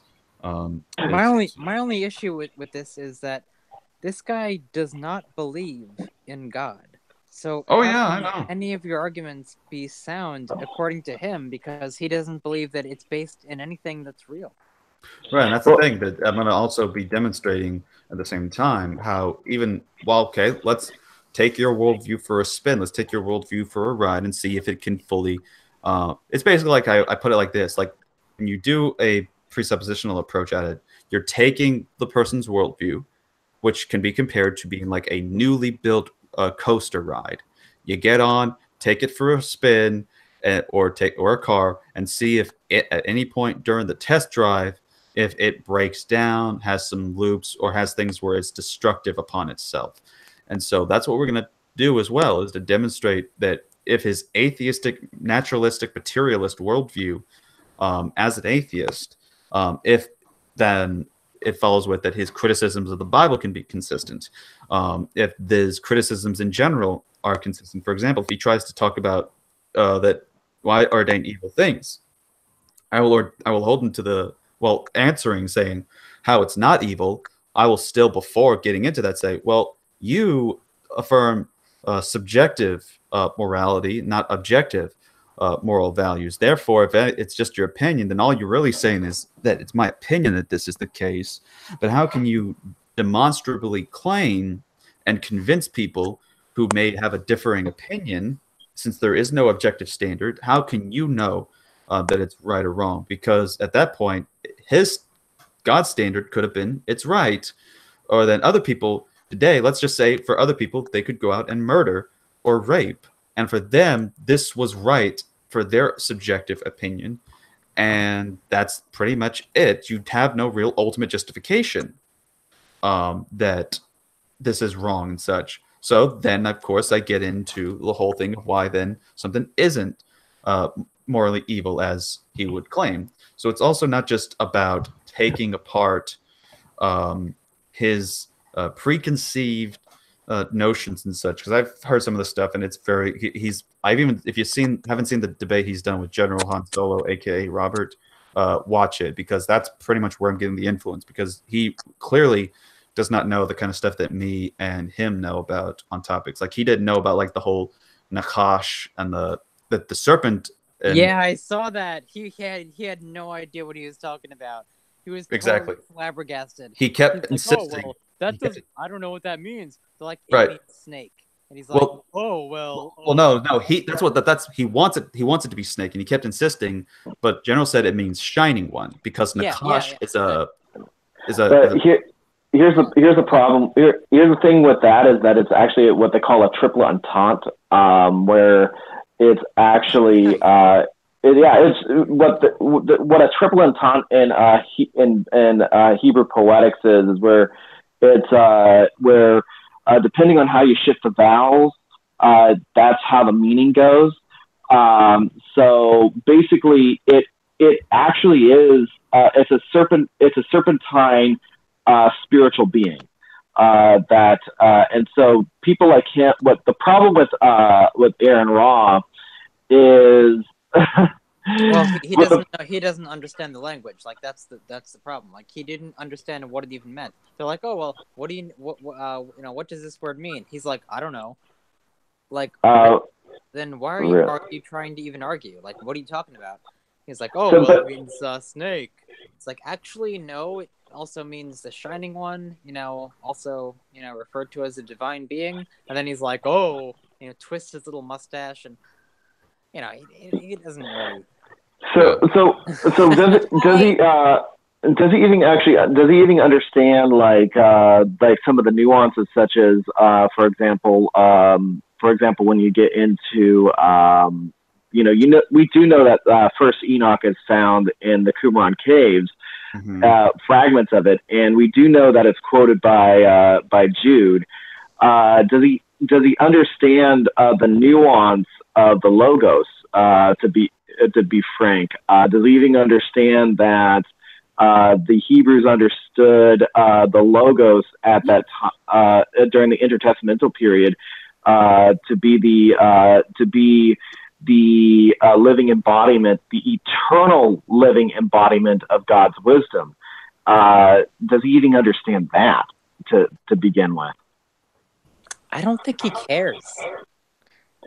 Yeah, exactly. Well, he literally just he flat out says that he just doesn't care about some of the stuff that he's saying. As soon as he mentions Shining One, he's like, why would it be Shining One? He's laughing at it. I was like, because this is the importance. He's just totally ignorant to these concepts. He doesn't really take it into consideration. Well, I've heard of Aaron Ra before, and actually, you know what? I had a chance to have a little discussion with him, and he didn't like me too much because unlike here's the thing, coming from a veteran background, I tend to be a little more blunt, whereas Reform guy here tends to be a little more finesse. It's like, I did call him on his crap, and it's like I wasn't nice about it. He came in. I think he came into a conversation, and it's very deep in my tweets now. But he came into a conversation, and he started bringing up many of his points, but the fact that his points are so easily dealt with, it was pathetic. And I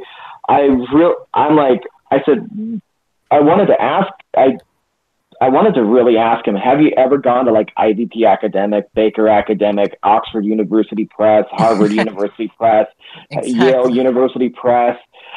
These are, I guarantee you the first thing I've learned very quickly is to learn this stuff. You have to sit your butt down, sometimes with a cup of coffee, or at night I prefer a black tea for caffeine purposes. And you actually have to take a pen, write notes. You have to eventually listen. You have to sometimes go to articles from scholars and bounce ideas off of those. Then you have to go and discuss. Sometimes I've done this. I've had to send emails out asking for clarification. This stuff takes time. It takes work. And what he's really doing is repeating, what do they call? He's repeating Sam Harris. He's repeating Dawkins. He's repeating a few other people, and there's nothing new under the sun that he's going to bring. It's nothing exciting. It's what can I say? It's dumb. Well, I saw this really funny comment on one of his videos that basically, he is what dumb people think a smart person would look like. He makes all these arguments attempting to pretend to be something he's not, and he just sounds nice, but in reality he doesn't actually have anything of substance. Right. So we got about 55 minutes before the show ends, and we still got Simone and Hope. I don't know if we got others in the thing, but of course we'll always have room to go back around for another round of questions. Also, Cordial Lump, if you want to come on next time to be on, in here, or if you still want to just be in the live chat next time, because I see you said you're going, but we're more than welcome to have you on. I don't think for me a conversation with between us is going to be something where we're talking past each other. So yeah, I can't of course speak for Ken because he may be different in how I view things. But anyways, that being said, Simone, you're here. Let's get to your question, and then we'll get to some of the y'all in the live chat. So if y'all have any questions, send it in. So Simone, how are you doing, and what is your question? I'm doing good. Let's see. My question is, how do you feel about the liberals? Oh, You want to be specific about that? Because if you want to ask me on the general note, I think some of them in the recent video I uploaded from yesterday, if you saw that one, definitely caught some controversy. Wow. Yeah. I think that, like, in general, like, it depends on the liberal, because there are some that are reasonable out there and will engage in debate and discussion and such. But then there's others who just want to either A, interrupt and continuously talk over and such, or B, think that it's for the weak, that debates and discussions are for the weak, that you have to just ignore them, ban them, silence people, and in other cases get into physical violence or murder in order to win your points, in order to win your case, in order to win your arguments. And to me, I just find this to be ridiculous and to be idiotic, because it has no basis in, reason. It has no basis in being rational of any sort. So, my thoughts are, it depends on the individual liberal, because I have some liberal friends that can engage rationally and we can disagree and such. But then there's times I've even had to break friendships with people because they say, because certain things Trump say, because I happen to have voted for him, even though I disagree with some of the stuff that Trump says and does, I automatically somehow support and endorse and did said things. So that's where people like that, to me, are just toxic and are not going to be people that I can really view as friends if they're just going to blame me for things that really aren't my problem. So, yeah. That brings me back to the humor that I brought into the to the Trump supporters. Did you see that post with the snake with the ball gag that I posted on? Yeah, my goodness, I was like, honestly, I was cringing at that, because I almost thought I was reading a furry post for a second. It looks like something a couple of furry friends of mine would post, where it says the snake and it says, "Please tread on me," and it's like a BDSM, like, weird, like, it's things like that. I'm like, good God, no, please, not my flag. So I did that just to, and it's gonna drive like jingoistic Trump supporters nuts, and it's like I'm like equal opportunity troll when it comes down to that one.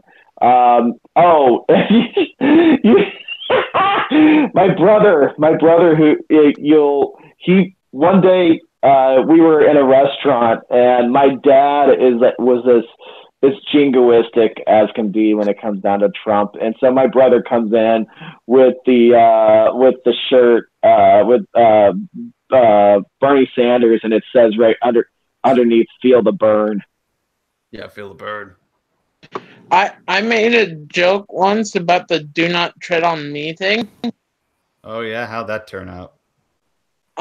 My friends that I told it thought it was funny. It was, "Feel free to tread on me, but I should warn you, I have glued pieces of Legos to my clothing. So it's probably gonna hurt though." Right. What was what's let's see, what is another good thing that that happened? Oh yeah. Here's the thing when it comes down to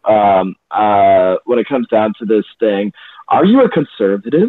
Are you a liberal? Are you a this? Are you a that? I'm like, I realized I just hate the that little spectrum thing that they do with people. Mhm. I'm like, how about none of that, and you'll figure it out as I go along. There you go. All right. So let's what the? What's that? I don't know. I'm gonna see if I can tag him later because he has a question that we can't answer because for one, it's just that he says it's about Hebrews 1:5, but he's not in here to speak for himself. But anyways, let's check out. Thank you for your question, by the way, Simon. But let's get to some of y'all in the chat. Okay. Oh, for goodness sake. WildHeart666, when is your debate with Aaron Ra and which channel? Sorry if you already mentioned it. It's okay. That's okay. At least there's that because I can understand if people didn't hear the first time. But yeah, it's going to be on the 20th and it'll be on the Non Sequitur show. So tune in for that, which by the way, I don't know. I don't think we'll have. Yeah, we won't. We won't have Ask Reformed Christian Apologist next week either, because there will be me and Mr. Brass debating on Modern Day Hysteria's channel on the historicity of the virgin birth, which actually kind of, if you think about it, I didn't notice this until now, fits quite nicely with the season in that it's Christmas coming up, and we celebrate the virgin birth, the birth of Jesus. On that day, and yeah, so it's kind of interesting that we have that as a topic. But yes, I will be defending the historicity of the virgin birth. With that being said in mind, I even had a book that I found online that was published in 1920s. So while it's not up to date, the information is what counts, and the book is literally called "The Historical Evidence for the Virgin Birth" by Vincent Taylor. And it's a very good piece of work published from Oxford at the Clarendon Press. So it's a book I've been using that's going to help me out with this, as well as me got the historical reliability of the New Testament by Craig Blomberg, 800-page scholarly work on the historical reliability of the New Testament. So that, among various others, will be utilized for my research. But yes, so it's that. That's the channel, and that's the time and the date. I think at the time itself is probably going to be like 6 or 7 or something like that. I don't know, but you just, if you subscribe to them, they'll update when that happens, so that way you can tune in for when that occurs. Yeah, oh, get this, man. There was I was at this atheist get together, some sort of lecture for the atheism. It's like it was a mental circle jerk. It's like there's no other way to describe it without me going beyond PG-13. So who do they bring up? Matt Dillahunty. Of course. What do they bring up? He's going to be on a cruise, and he's going to be doing lectures on this cruise. It's like I'm sitting there, and I'm like, I'm quiet. I'm like, I don't like half the people in here. They want me to go on a cruise with them. You're asking for a stool and a rope. Mm-hmm. What the? That guy is like, it's like, why would I want to be? I'm gonna be like, he's gonna be on one side of the boat, on one side of the ship. I'm gonna be on the other. That's what's gonna happen. It's like, I don't like the guy to begin with. So why am I gonna spend a week in cabin fever with him? Mm-hmm. Yeah. So let's see. I saw from Atomic Apologetics in the chat. Now I don't know, because I know who he is.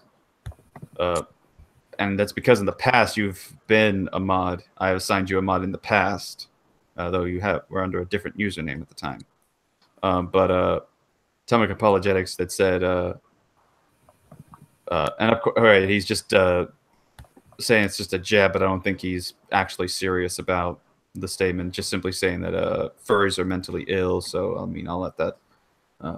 I mean, yeah, I don't know, but yeah, I mean, but yeah, I think it's Vincent the Fake Greg Bonson, if I'm not mistaken. Because at least that's what some. Oh wait, no. What? Atomic Glue. John Wilkins. Yeah, Johnny Boy. So yeah. So all right, just wanted to make sure I remembered because it took me a while remembering that. Okay, so yeah. That's probably why, because I did remember from the and he's saying move along, nothing to see here. Okay, let's see here. But I saw something from Leonel earlier. Which apologetic books do you recommend? Okay, the apologetic books I recommend is let's see. Let's see. There's several on my table. One of them would be it'd be Christian Apologetics by Norman Geisler, which is basically a critique of some significant worldviews. It's very good for that if you're especially wanted to learn the biblical apologetic method, as well as know how to handle and deal with a critique of different religions and worldviews out there. Another one would be expository apologetics. I'd recommend this for any layperson that's not able to understand philosophy or exegetical hermeneutics in terms of like how me and others would on a scholar level, but can focus on I would say like a basic starting level form of apologetics. Another good one is tactics. I utilize tactics from Greg Kokel in how I witness, how I evangelize, how I do apologetics, because it's a bunch of very effective methods and tactics that are utilized and such. I've even endorsed and said that if you want to definitely encounter and go over some of these people that are, what do you call it? Street epistemologists. You utilize tactics from Greg Kokel's book would help out. And of course, I recommend the Bible. To me, the Bible is one of the best apologetic books because what you get from it is that's the means of where we're getting our apologetic. We're given a defense of the Christian faith. And so every single time I've gone to a apologetic book I've picked up, they've always said, go to the Bible because the more you know your Bible, the better you're going to be able to deal with responses from people. For example, like James White mentions that when it comes to Muslims, don't necessarily just focus on reading and studying the entire Quran and the Hadith and all that stuff. While that's needed at times, know your Bible because they're also going to make critiques and claims about that. And if you can know to defend that, that nullifies their problem, nullifies their claim. And then that just says, okay, so while that's solved, now you still have a problem with the Islamic view of this, or then you still have the problem with the atheistic view, or you still have the problem with the Mormon view, or you still have the problem with the other different views that are out there that are trying to, make their case. So you have all this. So that those would be the ones I would recommend. It would be Christian Apologetics by Norman Geisler, Expository Apologetics by Vodi Bakum, Tactics by Greg Kokel, and then, there's also Always Ready by Greg Bonson. I'd recommend that one as well. And then there's the Bible. So those are some books I would recommend. And, of course, can't leave this one out. Evidence That Demands a Verdict, because instead of it being like a guide to do apologetics, it's just basically like an apologetic information evidence resource guide that I would recommend anyone to take a look at, especially concerning different topics, especially the recently revised version that's got updated information, especially dealing with a chapter that's dedicated to Bart Ehrman and the attacks on the Bible that he's made. So I would recommend that for people who are into apologetics. So thank you for your question there. And if you want the Always Ready, apparently Atomic Apologetics already gave out the free link to download that particular book. So there you go, free copy. Also remember too that you brought up Bart Ehrman. Remember that Bart Ehrman is I'm going to call him a clown. I really am. I am going to call him a clown because imagine if White Engine was in here. White Engine would be like, well, at least he affirms in Jesus, so we can't call him a clown. Oh no, he's a clown, and I'll explain why. The the reason being is that he writes sensational books. He writes sensational books, and he has a decent audience of size. Quality is a whole different story, but anyways, his sensational books do not cut the muster when it's placed in front of scholarly inquiry. It would not survive the breakdown of the scholars on the Society of Biblical Literature. So when all is said and done, when the stuff that he publishes towards serious scholars read nothing like his sensational material. So he is I'm gonna assume that he is probably trying to do it for a paycheck, and it's kind of easy to do. But that's kind of the reason why I say be kind of careful with Bart Ehrman, and especially he's not a historian. Bart Ehrman is a literature critic. He's a literature critic. He pretends to be a historian, and his historical methodology absolutely bites dust. It does not cut the muster toward gold standard historians, including atheist ones. So please, or agnostic ones, please be careful with him. Right. Also, someone, Ken in the live chat said, Bart Ehrman, peace be upon him, because, he's definitely the favorite go-to by Muslims to try to disprove Christianity, even though that can bite them very hard right back. But and there's, I don't know, there's just a lot of things that I can, because I remember there was actually a comment someone mentioned one time about that, like saying that, what was it? Like I mentioned, like he kept pointing that there are Christian scholars that say the Bible is unreliable, and they'll say that we can't trust it and that God and that the Christianity is false. Wait, so Christian scholars say this? Like, yes, show me a Christian scholar that says this then. And he pulls up Bart Ehrman, and I'm like, this is Bart Ehrman, he's agnostic, and he's like, oh my God, dude, why do this? Why play this no true Scotsman fallacy? Who are you to dismiss Bart Ehrman's Christianity? Like, this is a Muslim guy saying Bart Ehrman is a Christian, you just don't like his Christianity. I'm like, the dude says he's an atheist or an agnostic at least. I have no idea what you're talking about, my friend. Here's the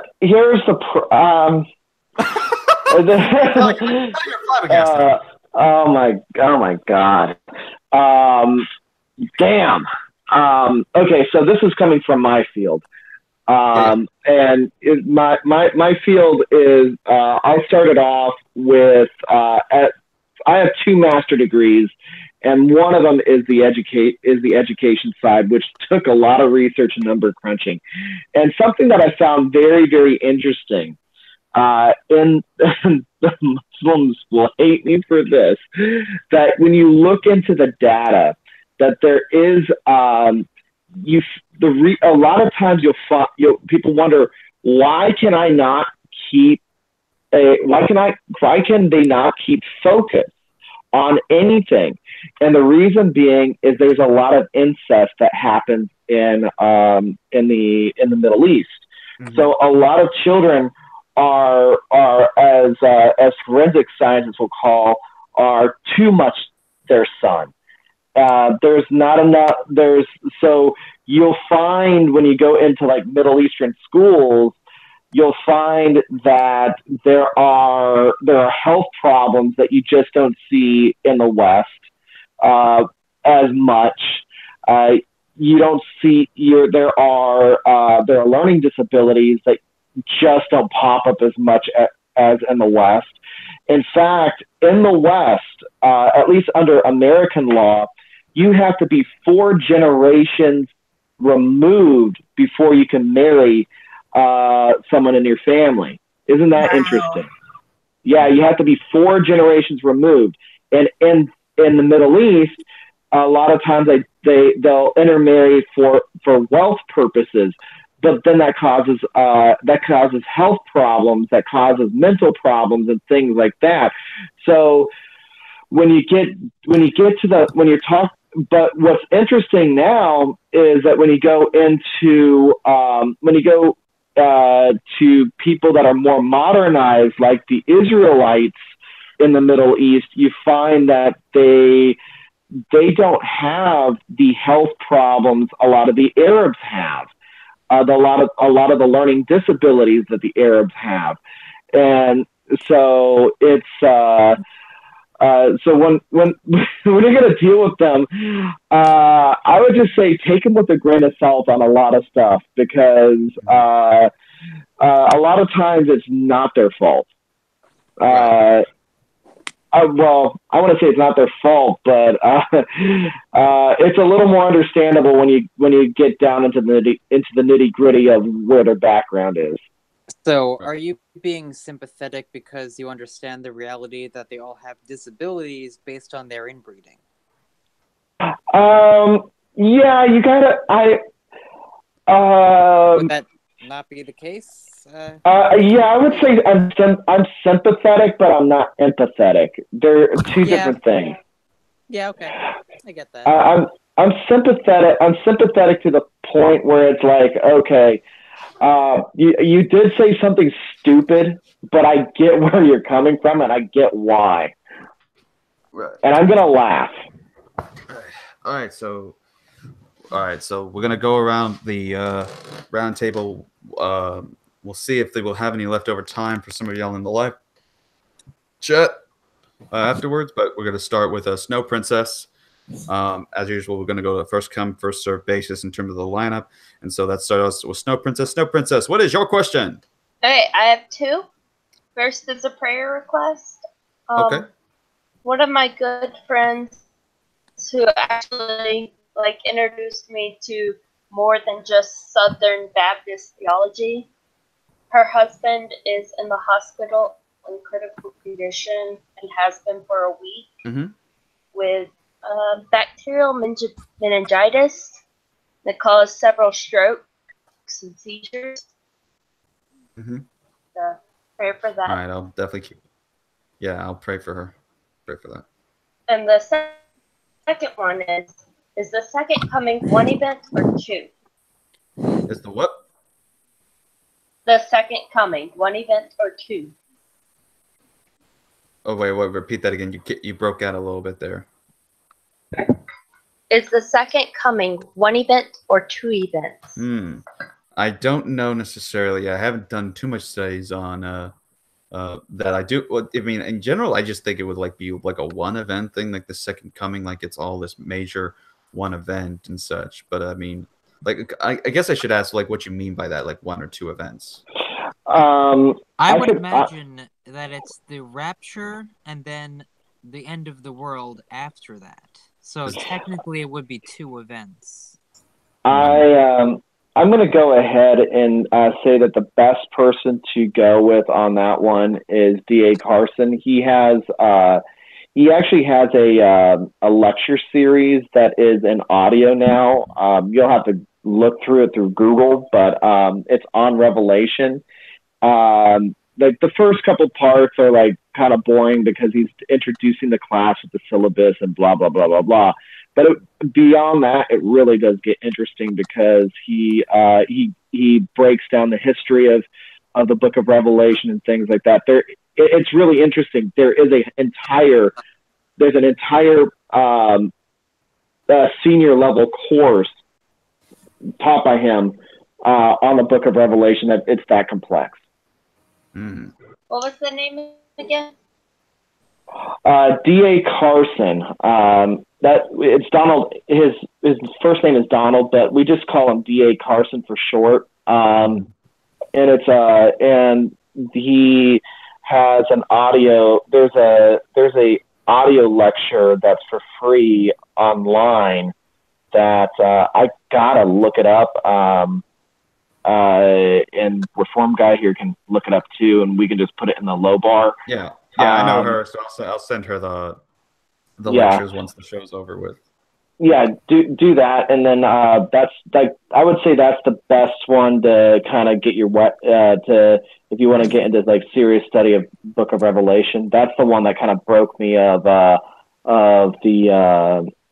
what do they call it, that sola scripturist kind of crap that takes it on a literal basis on every single thing it says. Right. So yeah, I'll send you the lectures there. But ultimately, I would say just one from my estimate. But then again, Ave also offers something in, and then Philosophy Tiger threw in a guide. I highly recommend too, because actually, I have one of D.A. Carson's work, a bunch of essays called the collected essays on scripture, which is a very good one.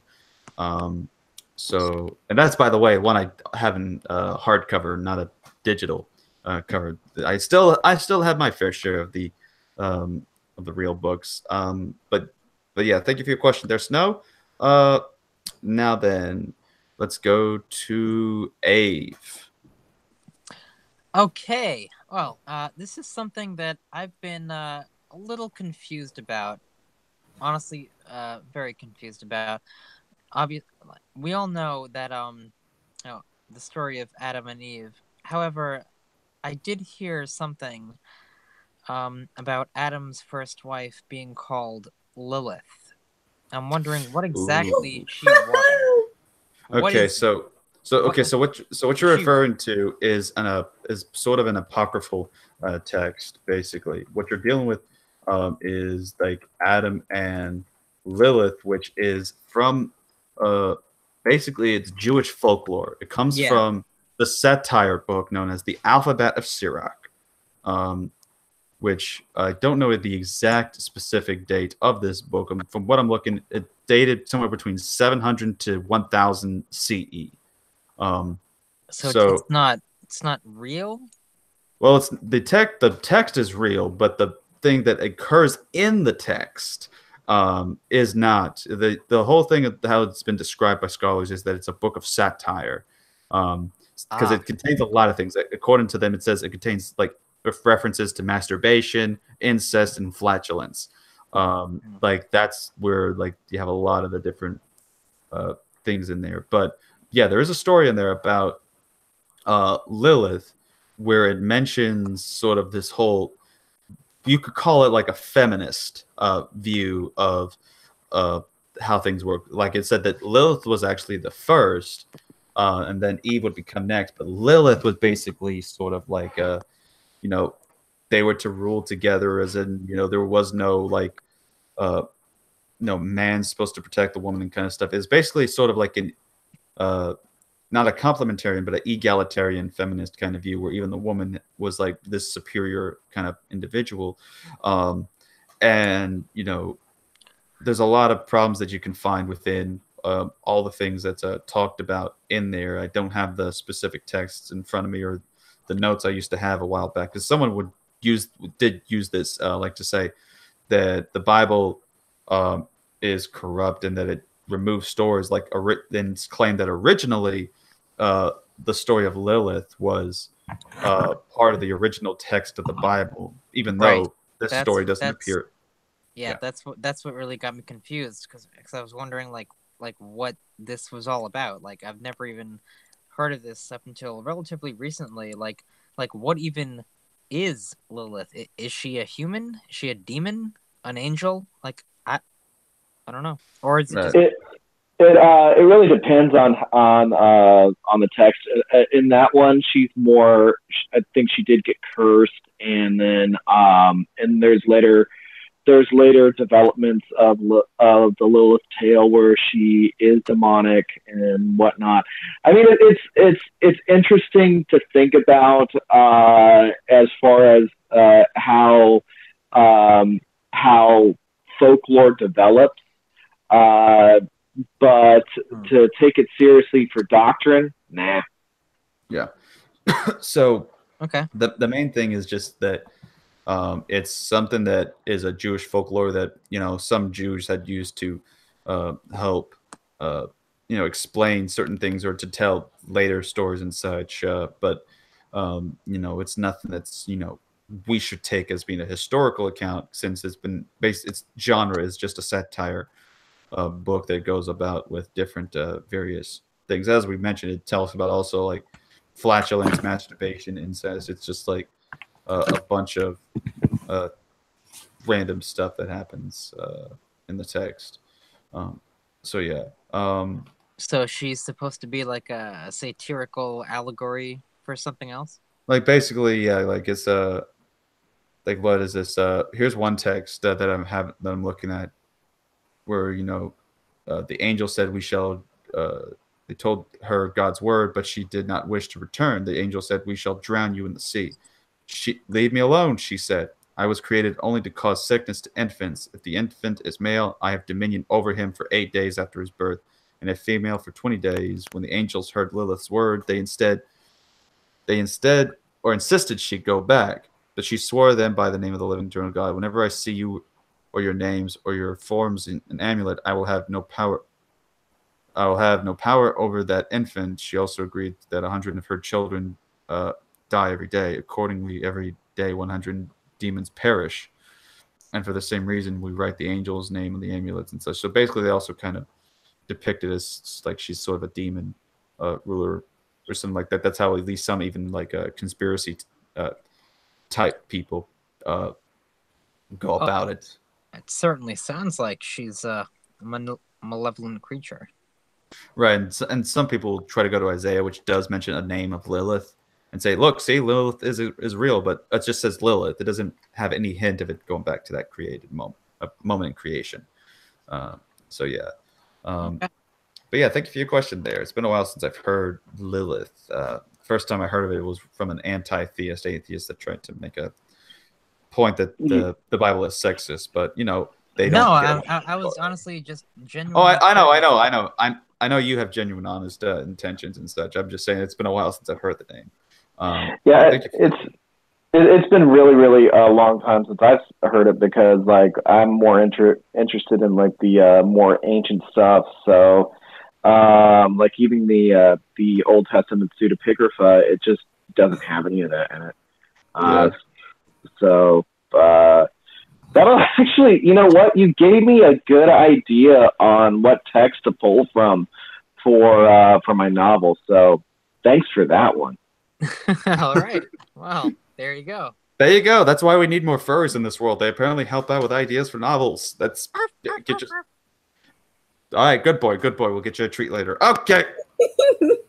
Next, we have Religious Fanboy. Hey, I'm just kind of curious. If this is kind of a silly question, but I'm curious if you guys have seen the Avengers 4 trailer yet. Yes. No, I haven't. All right, then no one say a word at this point. She got to see it, and we ain't spoiling jack or talking about it. That's how we roll. Is it anime?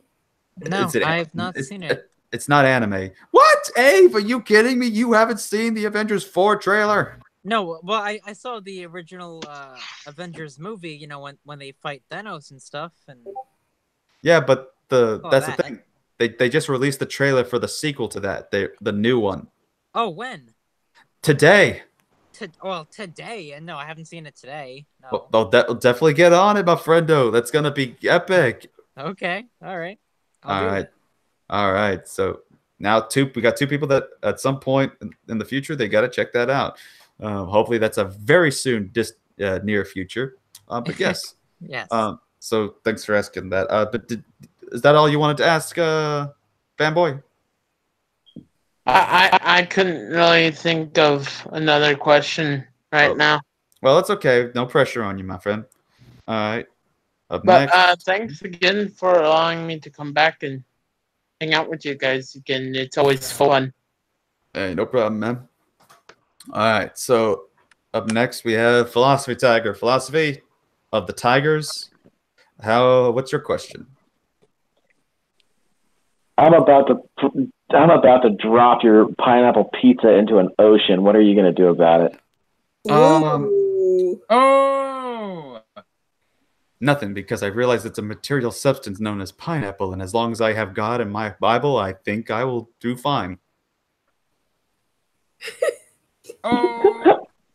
Boom. Got him. Yeah, I'm the kind of guy that's like what Ronald Reagan says, like, if I would be stranded on a boat or not an island and I could only have one thing with me or one book, it would be the Bible, just because I could pick it up and learn something new every day, no matter how many times I've read it over and over again. I'm that kind of guy. So as long as I have that, I'll be fine. Alrighty then. Was that your question, or did you have something else? And again, no pressure. Yeah, it's you know what? I have my own list, and this is more for people that are just coming into theological studies. List of gold standard university presses or academic presses that they can go for, because we only have 24 hours in a day. So kind of if you can make like a list, I would say IVP Academic is a good one. Baker Academic. Anything you would add to that? Zondervan Academic. So you have IVP, Baker, Zondervan, and what do they call themselves? Let me just look this up real quick. Isn't there RMP or RMP? I think they're the ones that publish Bonson's magnum opus. Yeah, I think so. I think that'd be it. I'm trying to remember. There's B&H Publishing. They have a B&H Academic, because I've seen materials that come from them that have been pretty good recently. They actually they actually have a lot of good stuff that comes out that's for Southern Baptists. Like there was because the whole thing that's been going about with the social justice division in the Southern Baptist Convention that I'm a part of, like saying that we need to apologize every day as Southern Baptists because of the past slavery origins of the Southern Baptist Convention, and a book came out called "Removing the Stain of Racism" from the Southern Baptist Convention, which is a diverse of African American and white perspectives from Southern Baptist scholars. This was published by B&H Academic, and then recently, a lot of people had questions about, with the divide going on, as well as wanted to learn more about the Southern Baptist Convention. We made the Southern Baptist Convention Frequently Asked Questions, a ready reference by Keith Harper and Amy Whitfield. So that's another good one that's been published there. Then there's Trinitarian Theology, Theological Models and Doctrinal Application, with Bruce Ware as a contributor to that particular essay. So I'd recommend that one. Be a pretty good one. And I also go with I would say for now,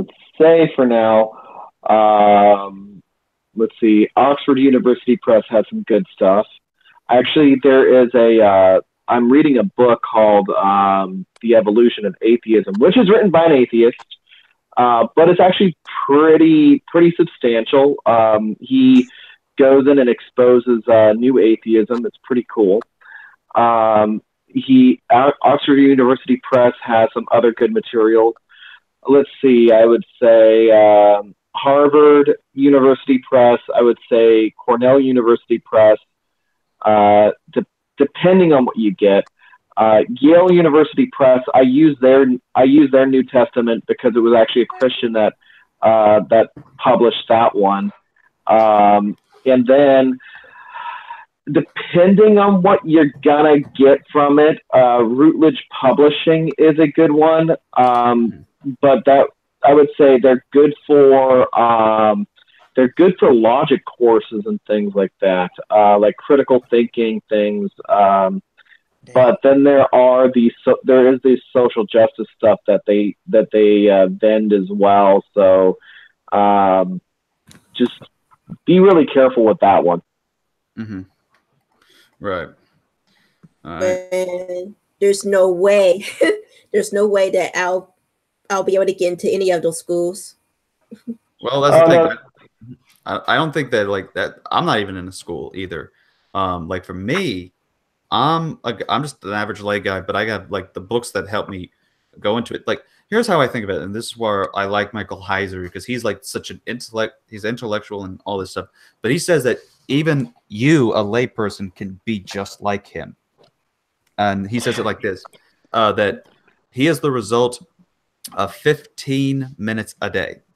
So if we like get the Bible and study it 15 minutes a day, and then, you know, you can go to the other academic books 15 minutes a day, and you do serious studying of it, and just like taking your time out of your day for 15 minutes to go over these in depth and detail, and just do that, then that's pretty much it.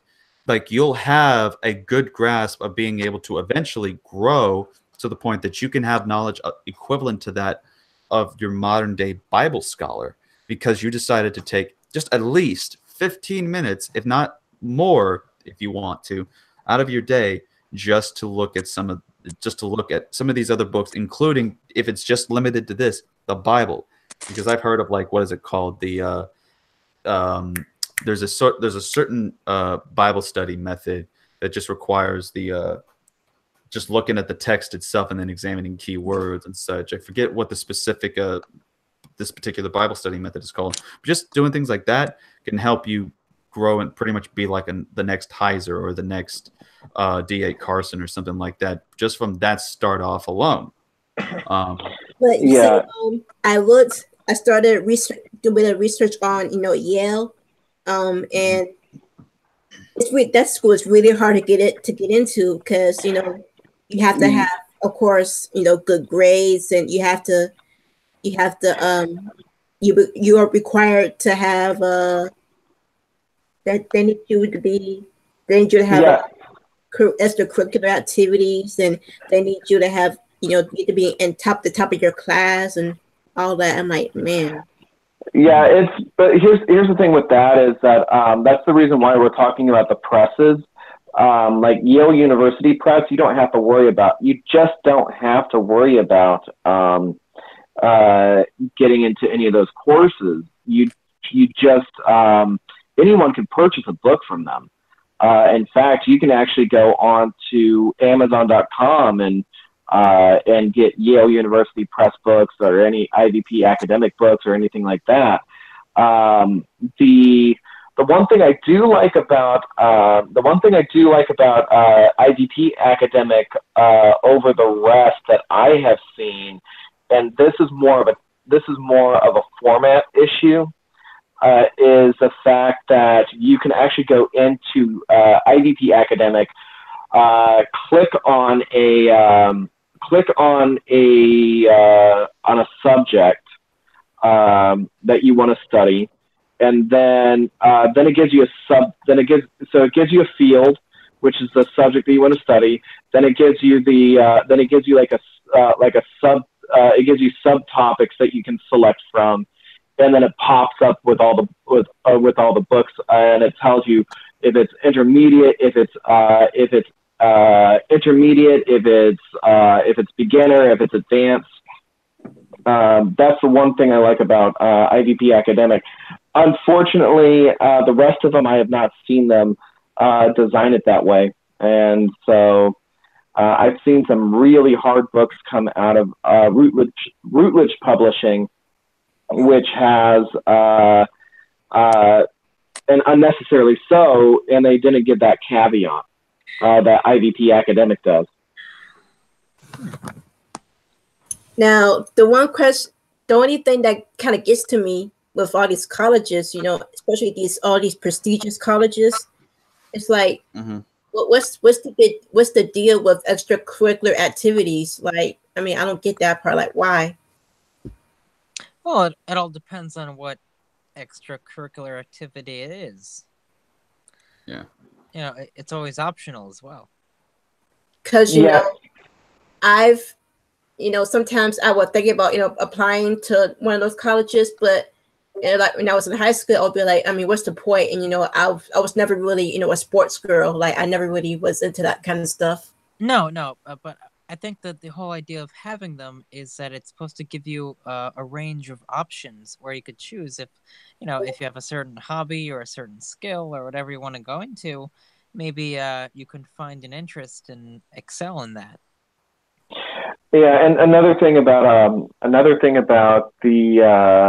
about it as well is in the academic world. I have seen people come out of Yale being dumb as a box of rocks. Oh yeah. I've seen. Oh yeah. I have debated Yale and Harvard people, and I have torn them a new one. So I would not say that. Here's what I recommend doing. Look at a university that is well renowned, that is actually growing. Like the University of Central Florida, no matter what, it's always going to be very prestigious. And it's growing in prestige every day. You want to look for something like that. And then at the same time, what I recommend doing is looking at possibly publishing, because in the academic world, it's publish or perish. So this is the thing this is the reality on professors, at least the professors that are worth their salt. And I'm not talking about the liberalistic professors that throw around and try and brainwash. The ones that are actually doing their jobs the way they're supposed to. The first thing is research. Research and publishing. So publishing papers and things like that. Also doing, and then from there they go into committee work. Then there's teaching, and then there is dissertation work, which is way at the bottom. So research is really at that top. So again, it's like the first thing I would look at is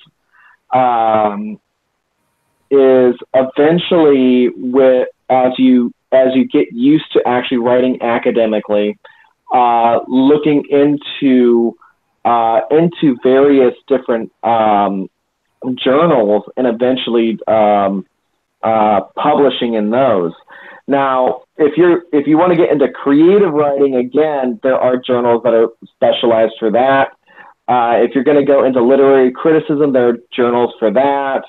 But also make sure that when you do send your manuscript out, remember that they're going to send you about a 10 to 20 page document back. And now, this is what I mean by this is there are people that are like, there are students that they get this 10 to 25 page document back that gives them all this critique that they have to fix with their manuscript. And it's not a rejection letter. It's like, we want to accept it, but we need these standards to be met. And you need to meet every single one of them. Here's your checklist. Just that's where, if you get that back, consider that as a blessing. Yeah. And yeah. Well, I'm not really interested in applying to either of the schools anyway, because they're expensive. But I am looking at Liberty University, a Christian college. I am already taking online classes with them, but what I plan to do is, like, after I finish that, I plan on like trying to see if I can reapply as a residential student. So I'm trying to figure out how that's gonna work. And Like do I need to like send them essays? Do I need to like? It's unfortunate what's going on with colleges these days. Mhm. I went to St. Joseph's College, which was a private Christian school. And my own college completely abandoned the ideas of Christianity. They became a secular school while still pretending to have that title because, you know, they get their tax cuts and whatnot. They're just abusing the system, but they didn't actually adhere to any Christian values whatsoever. So it's very difficult to try to find a real college that actually does care about these values. Yeah, you know, Liberty is a good school. It's unfortunate. All right, so we got time for one more question, and that's from Simone, and then we got to end the stream, which will include afterwards me enjoying 80% or 86% cocoa dark chocolate. So, Very nice. Oh yes, that's indeed very. It's hard. It's like a brick. You have to tear it up more, but like a lot of people don't like. Some people don't like the taste. Like they describe it as tasting a battery in your mouth. But I like it. Like me and my stepmom both like. It's like to us something. It's not like you just chew it like regular chocolate. You have to save. It's like literally like fancy chocolate. You got to savor the moment, kind of thing. It's an acquired taste. Yeah. Oh yeah, I'll say that. I mean, I think I have a gift for that because if I can stand apple cider vinegar in diluted water just by itself, and then this, I think I could acquire anything. This coming from a person that actually eats pineapple on a pizza. I swear you better not bring a pizza into this. Yeah, okay. Yeah, that's not surprising. Oh my goodness gracious. Oh, Okay. Yeah, All right, did so it again. Yeah, he's gonna have it for sure. Let's go to Simone for the last question of the night. Simone, what's your question? Well, my last question is, how do you feel about the homeless problem growing in California? Well, I think it's like with almost any problem concerning the homeless problem and the different areas, because I think there's one here. But I hear from where I'm at, it's like kind of something that's being a bit problematic. And it wouldn't surprise me, especially considering what happened recently. I think that it's a serious problem that we need to, focus more on them to make sure that, because they're members that contribute to society. We got to make sure that, because they won't contribute, they won't, do anything really. They're like, we need to, and as well as for their happiness sake as well. So for the benefit of the community as well as for their own sake, for them to be happy and all that, we need to get involved as not just because there are people that we should donate to and allow this to happen, but the state of California itself also needs to tend to the people that they are representing, the people that they govern over, because otherwise they're not going to have much people to govern over and such. I don't know. To me, like with that issue, because I've known people that have gone through like homeless things, so I have sort of the sympathy, if you will, towards that kind of thing. And so I don't know. I think it's just like the main thing is just put more of our focus and more of our time on that, so that way as soon as it gets resolved, then we can move on to other things.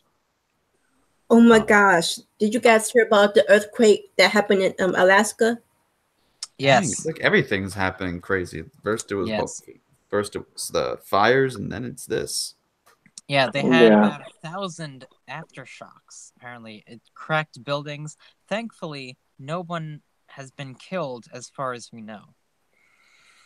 Yeah, and that if that doesn't show you that God is in control, then I don't know what else will.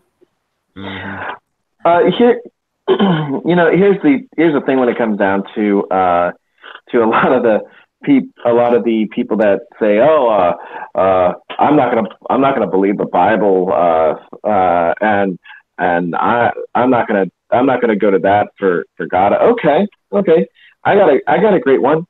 I challenged them to actually read Aristotle's Metaphysics. Now, I'm not saying that that's biblical, and I'm not saying that is that's Christ-centered.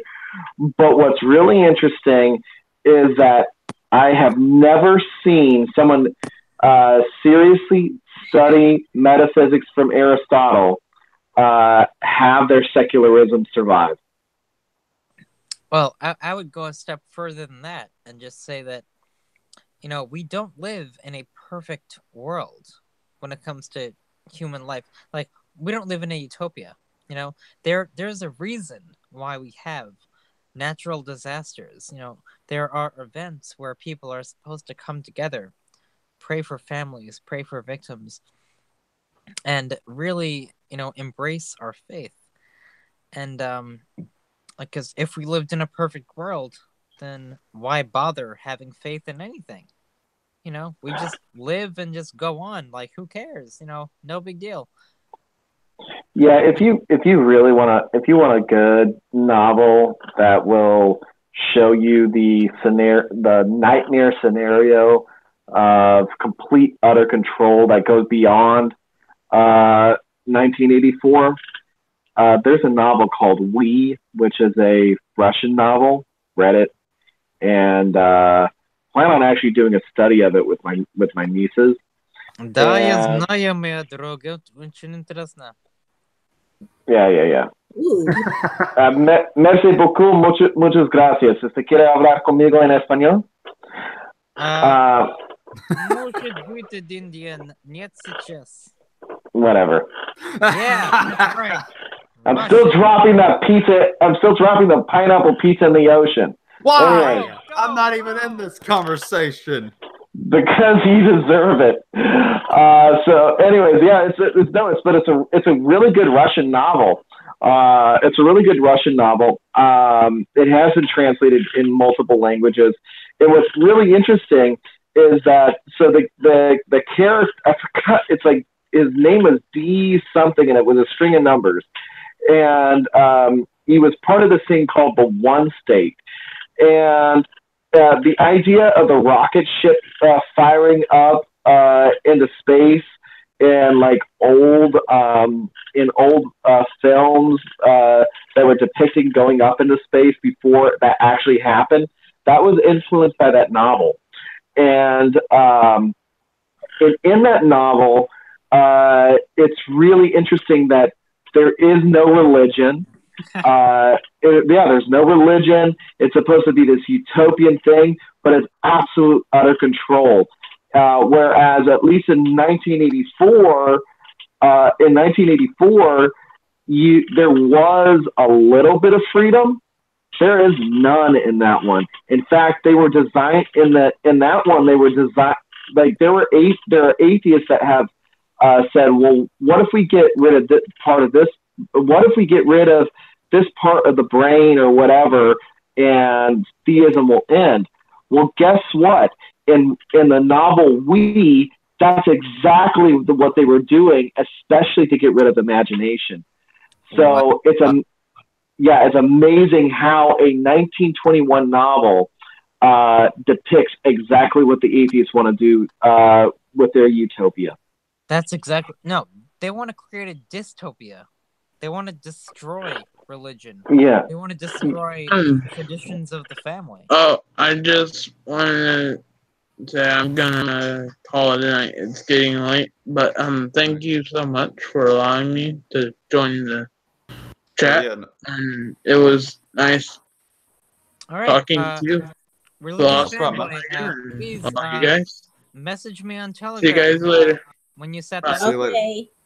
I'll tell him to definitely get with you on the Telegram thing. All right. But yeah, this is thank you for the question there, and this is the last of it, unfortunately.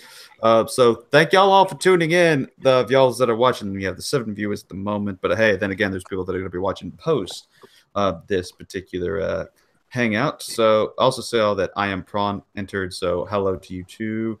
Also, yeah, just again, we're going to be absent for the next 2 weeks because the debates that are lined up, and so we'll see how that turns out. Plus, as well as Christmas. I mean, that can't be getting around. So it'll be sometime toward the end of the month and such. But of course, that doesn't mean we're stopping with the whole projects. In fact, since the documentary is almost done, we're gonna be then going on to doing the scheduled lists and of things that I wanted to do that I asked atheists, Muslims, and other Christians to suggest of different video topics for me to cover. And the very first one we're going to do is Numbers chapter 31 because it's been utilized as a objection.